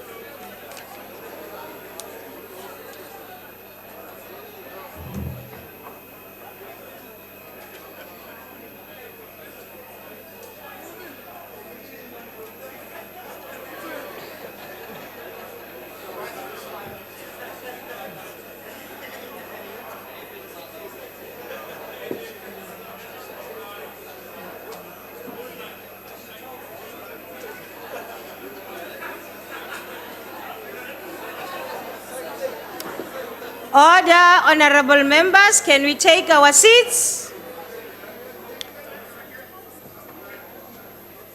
Members, go to your allocated seats.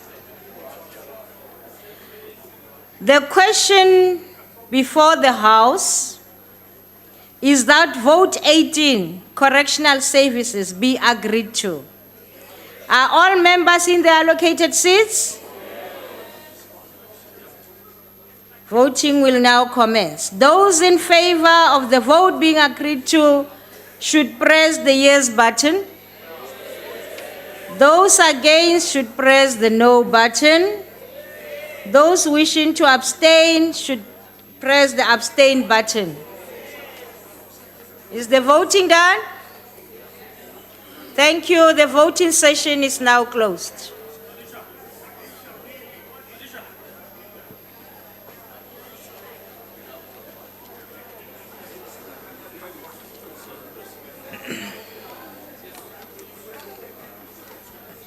Point of order, House Chair.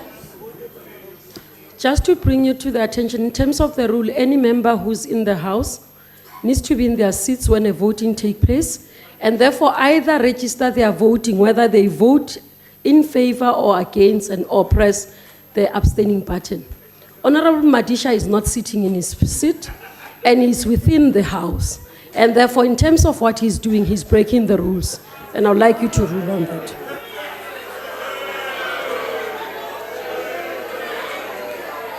Honorable members,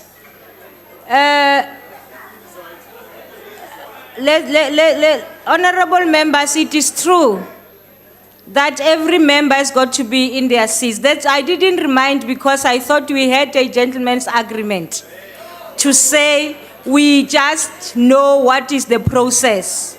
And please, let's stick to our process. We will, sorry, honorable members, I think that Honorable Madisha did not vote on any other gadget. Am I correct, Honorable Madisha?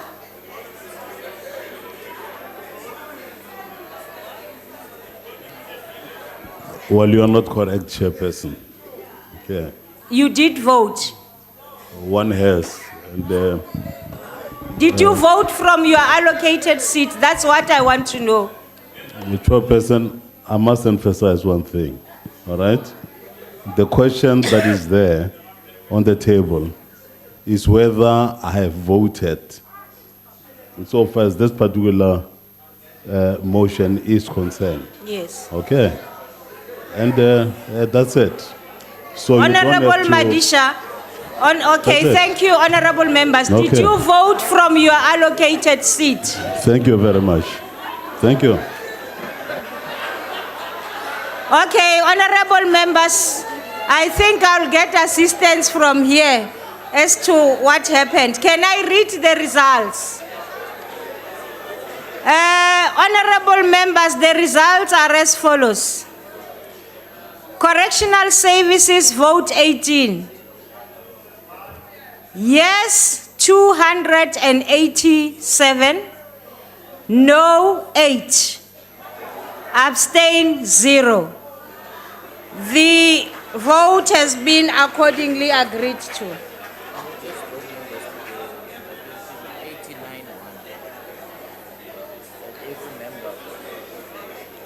Honorable member, I am asked to remind honorable members that according to Rule 89(1), every member present in the chamber when the question is put, with the doors locked, shall vote. Thank you.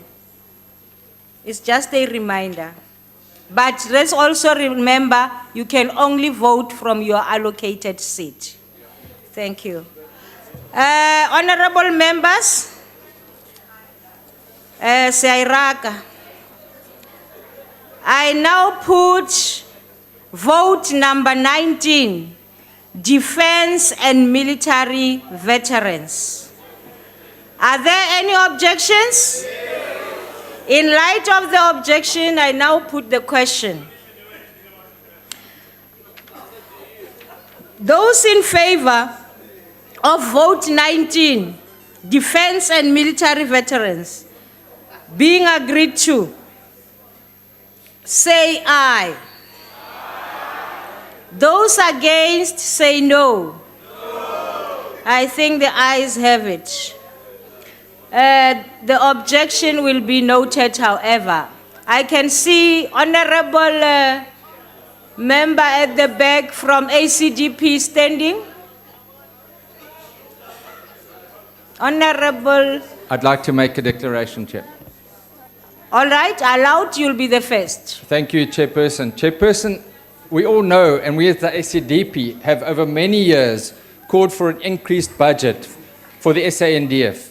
And in this regard, we support the Minister's call that the defence budget should be at least 2% of GDP. Yes, the SANDF must manage its budget correctly, but it is undeniable that successive budget cuts have undermined its capacity in various areas, including its ability to carry out its peacekeeping mandate.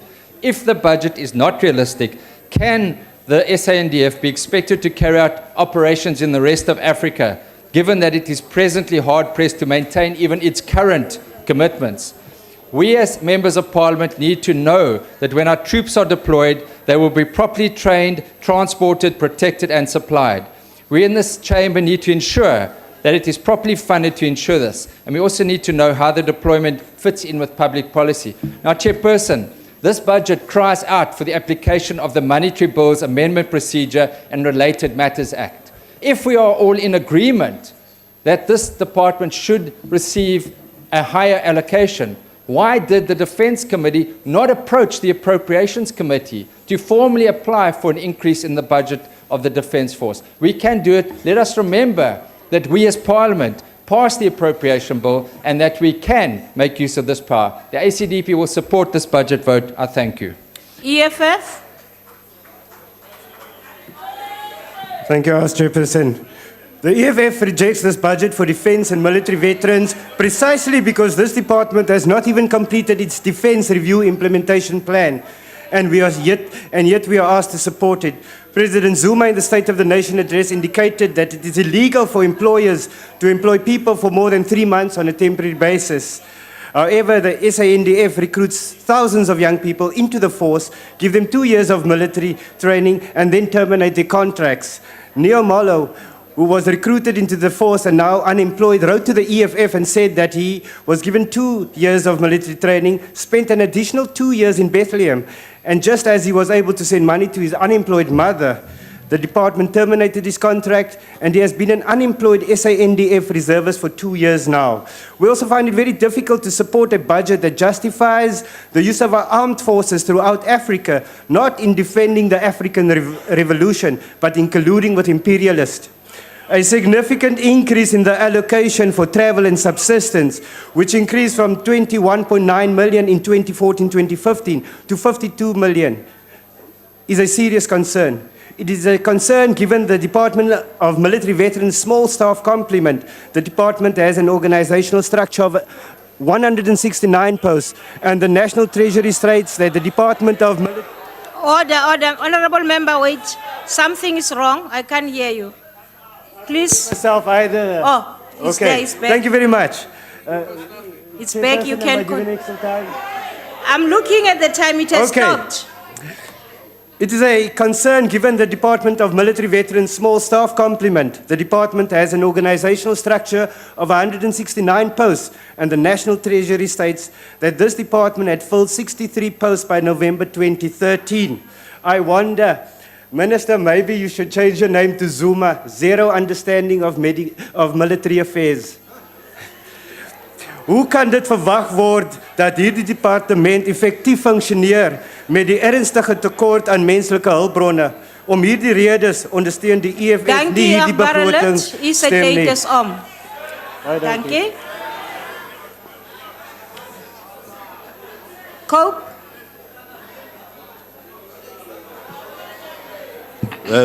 Thank you, Chairperson. To date, we still have not been formally advised regarding what actually transpired with regards to the Gupta /1 Waterkloof landings. Who is the military servicing?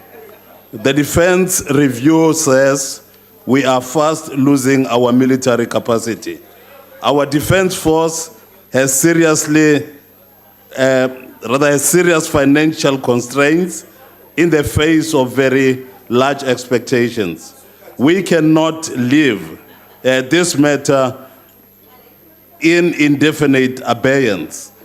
Technological capability and capable military decision making are most significant. We are not attending to this well enough to use the police and the army to quell protests arising from socio-economic grievances misses the strategic departure point of armies in the modern world. Armies must build trust and work with society, not against society. For this reason, it is imperative for the Defense Force to acquire new and additional peacetime capabilities and deep and abiding understanding of the Constitution.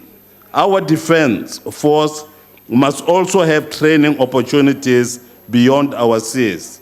We want the Defense Force training to match international benchmarks for military professionalism.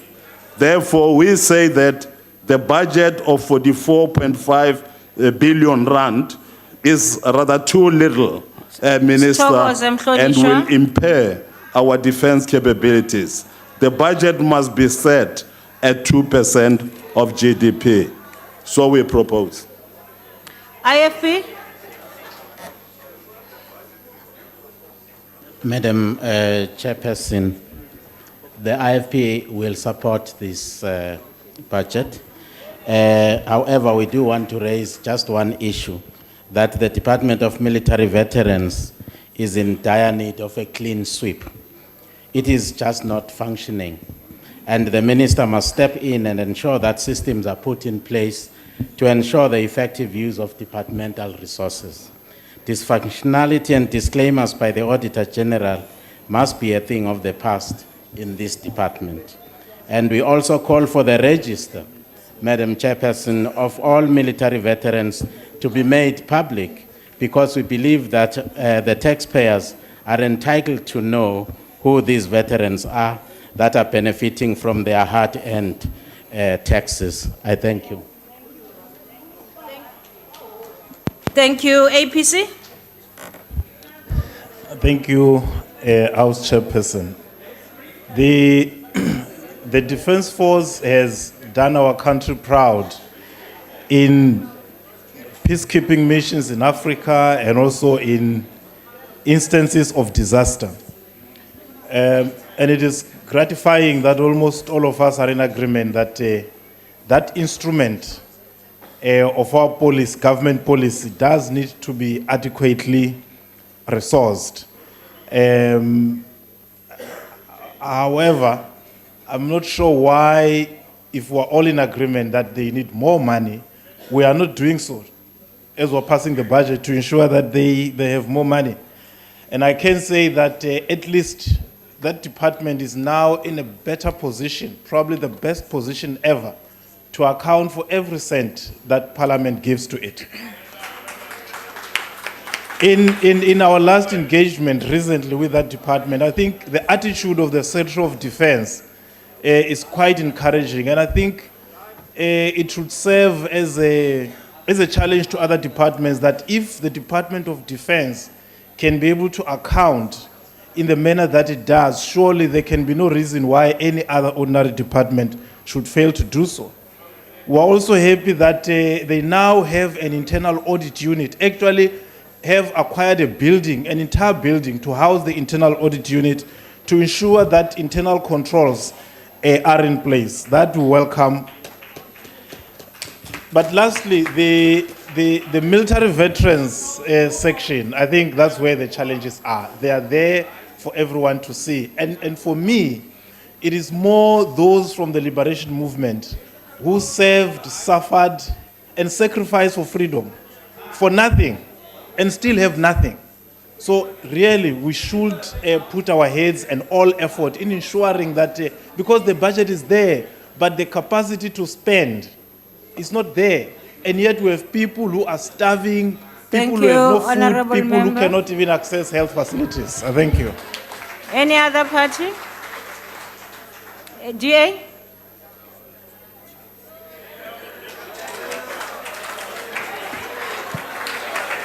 Chairperson, we must face the fact that honourable members, scrutiny and oversight of the Defence Force has collapsed in Parliament. Honourable Mayor, please sit.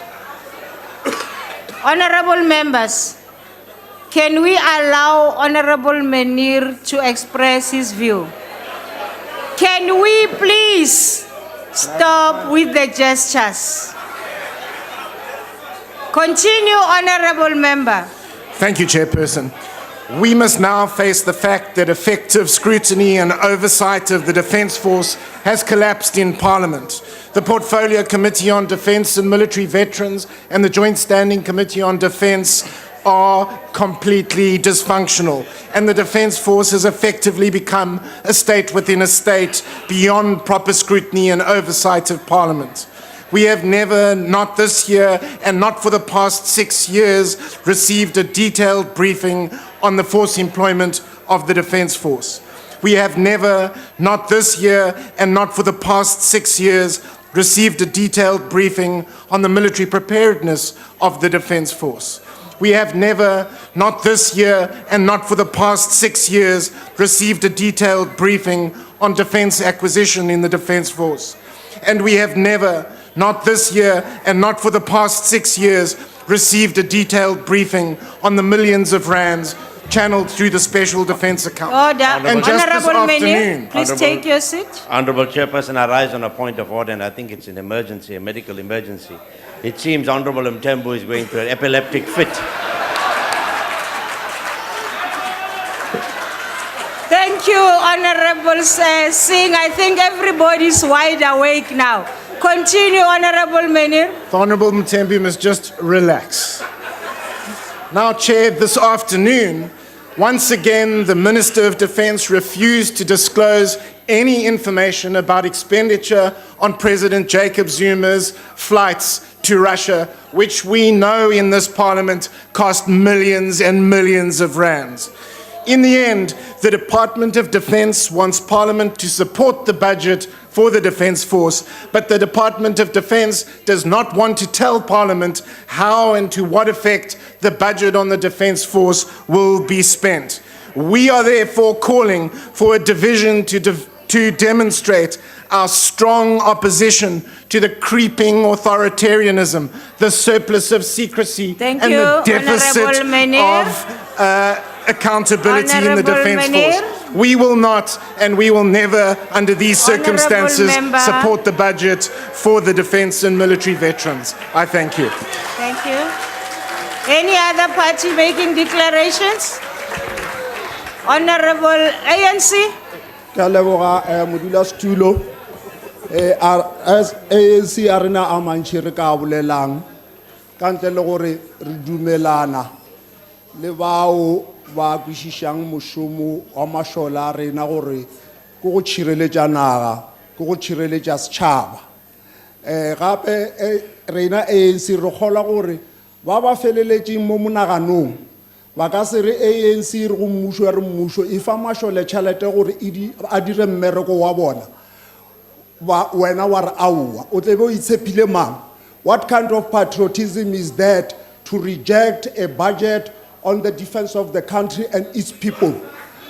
Do you undermine, is it because you undermine our national security? Is it because you undermine our national interest? For whose interest are you doing that? The Honorable Chairperson. Point of order. Honorable Matsuko. If Guptas can be allowed to fly over. Honorable Matsuko, what's your point of order? The Guptas. Honorable, continue. This budget, Chairperson, is also supposed to make the lives of our military veterans better, because our military veterans are suffering out there. They do not have jobs, they do not have education, they do not have livelihood. Honorable Chairperson, the ANC is going to call upon the whole nation and the voters to judge for themselves. And Honorable Chairperson, the ANC supports this budget vote number 19 of the Department of Defense and Military Veterans. Thank you.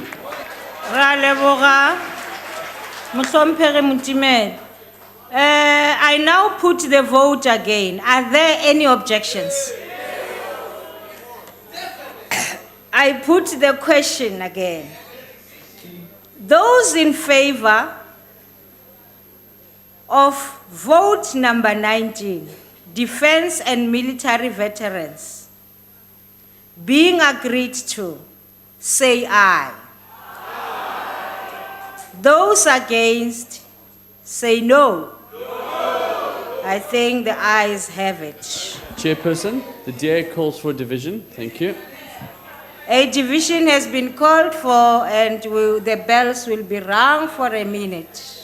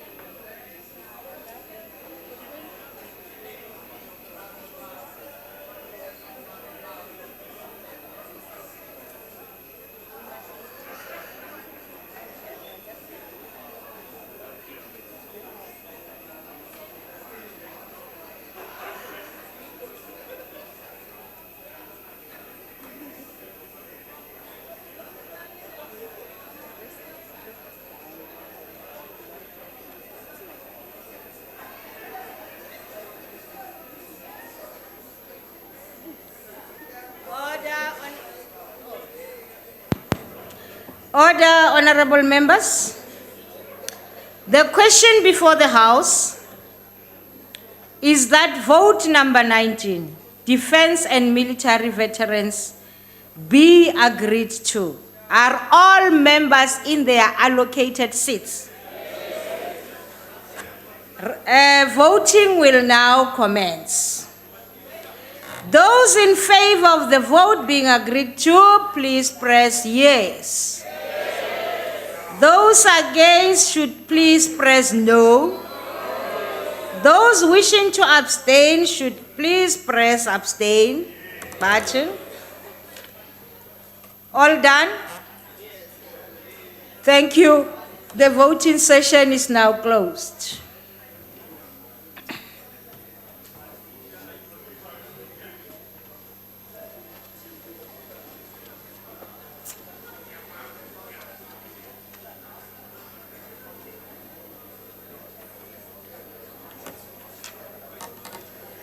Thank you very much. The results are yes, 212, no, 85, abstain, 0. Vote number 19 is accordingly agreed to. I now put vote number 20. Independent Police Investigative Directorate. Are there any objections? In light of the objections, I now put the questions. Those in favor of vote number 20, Independent Police Investigative Directorate, please say aye. Those against, please say no. I think the ayes have it, and the objection will be noted. Honorable Ngweniso? EFF would like to make a declaration. Allowed, you will be the first.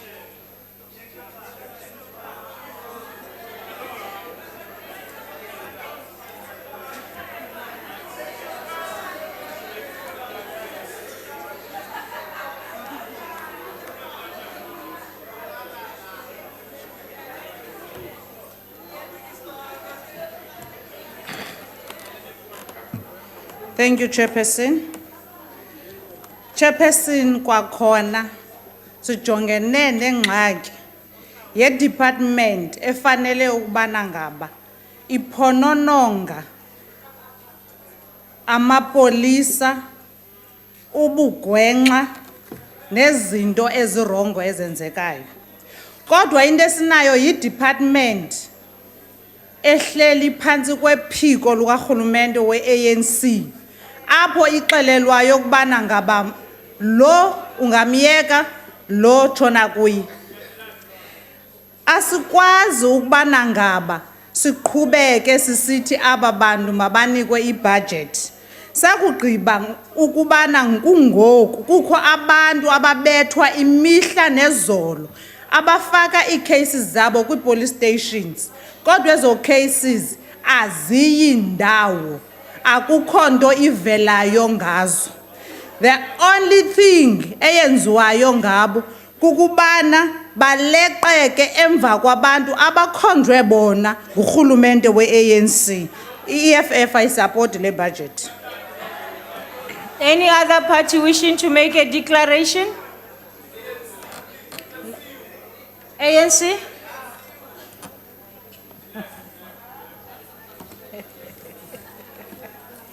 Chairperson, the ANC supports vote 20.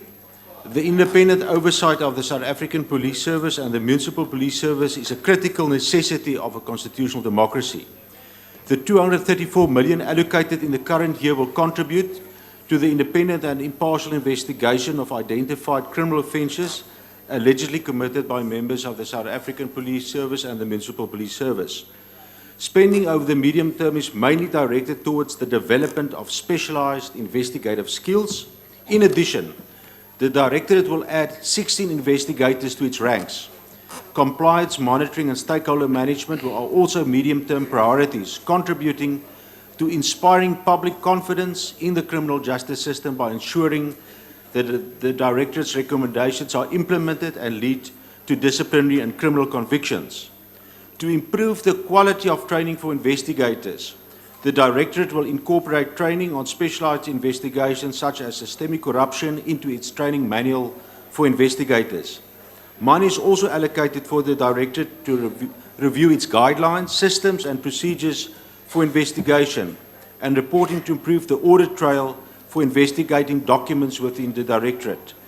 The budget also provides for the facilitation of 216 community outreach events in each year of the MTF to inform the public on the role of the Directorate and on how to report police misconduct. We trust that this budget vote will strengthen and enhance effective civilian oversight over the South African Police Service and Municipal Police Service. The ANC supports this budget vote. I thank you. Mhlonishwa Mbele, GA. Ngiyabonga Sihlalo.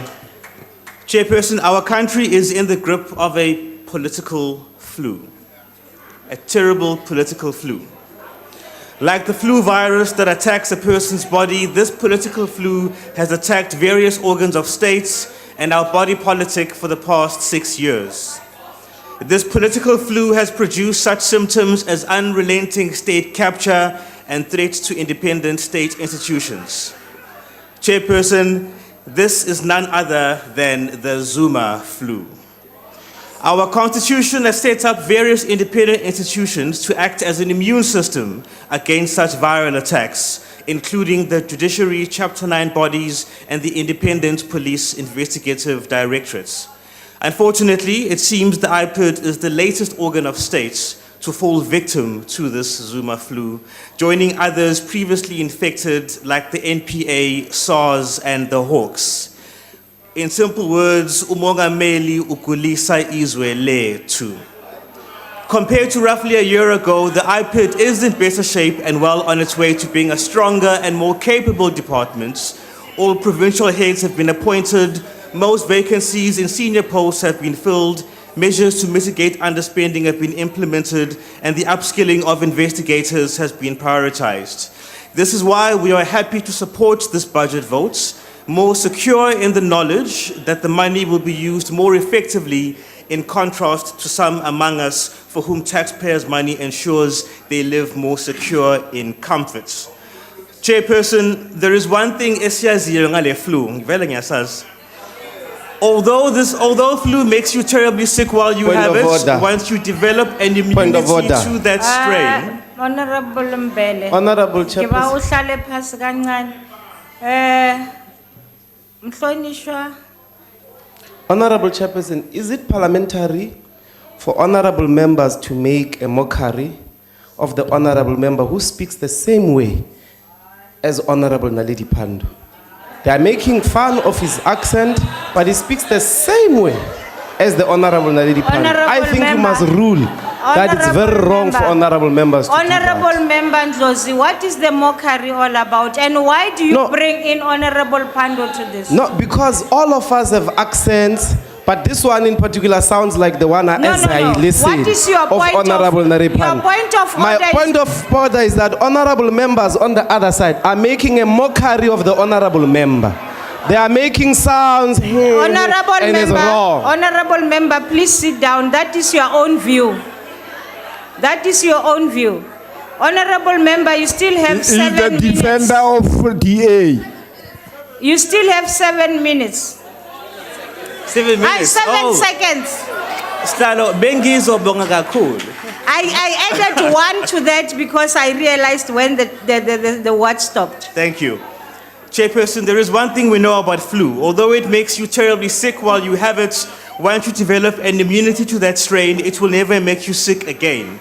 When this country is healed of the Zuma flu, nothing like it will ever be allowed to infect our body politic again. I thank you. Thank you, honorable members. I now put the vote again. Are there objections? In light of the objections, I will now put the question. Those in favor of vote 20 being agreed to will say aye. Those against will say no.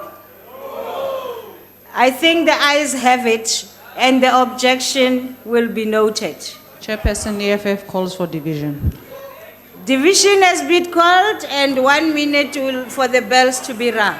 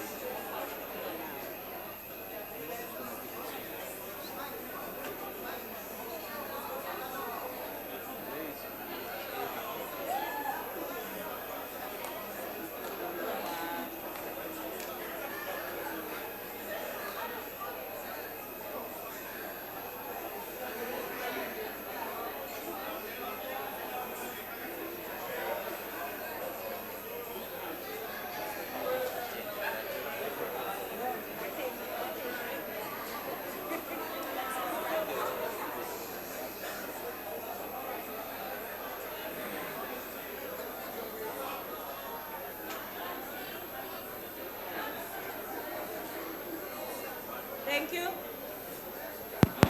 Thank you, honorable members. Back to the business of voting. The question before the House is that vote 20, Independent Police Investigative Directorate, be agreed to. Are all members in their allocated seats? Voting will now commence. Those in favor of the vote being agreed to should press the yes button. Those against should press the no button. Those wishing to abstain should press the abstain button. Have all members voted? Thank you. The voting session is now closed.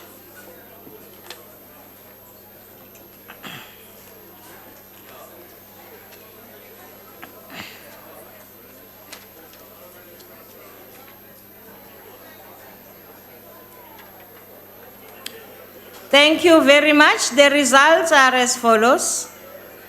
Yes, 289.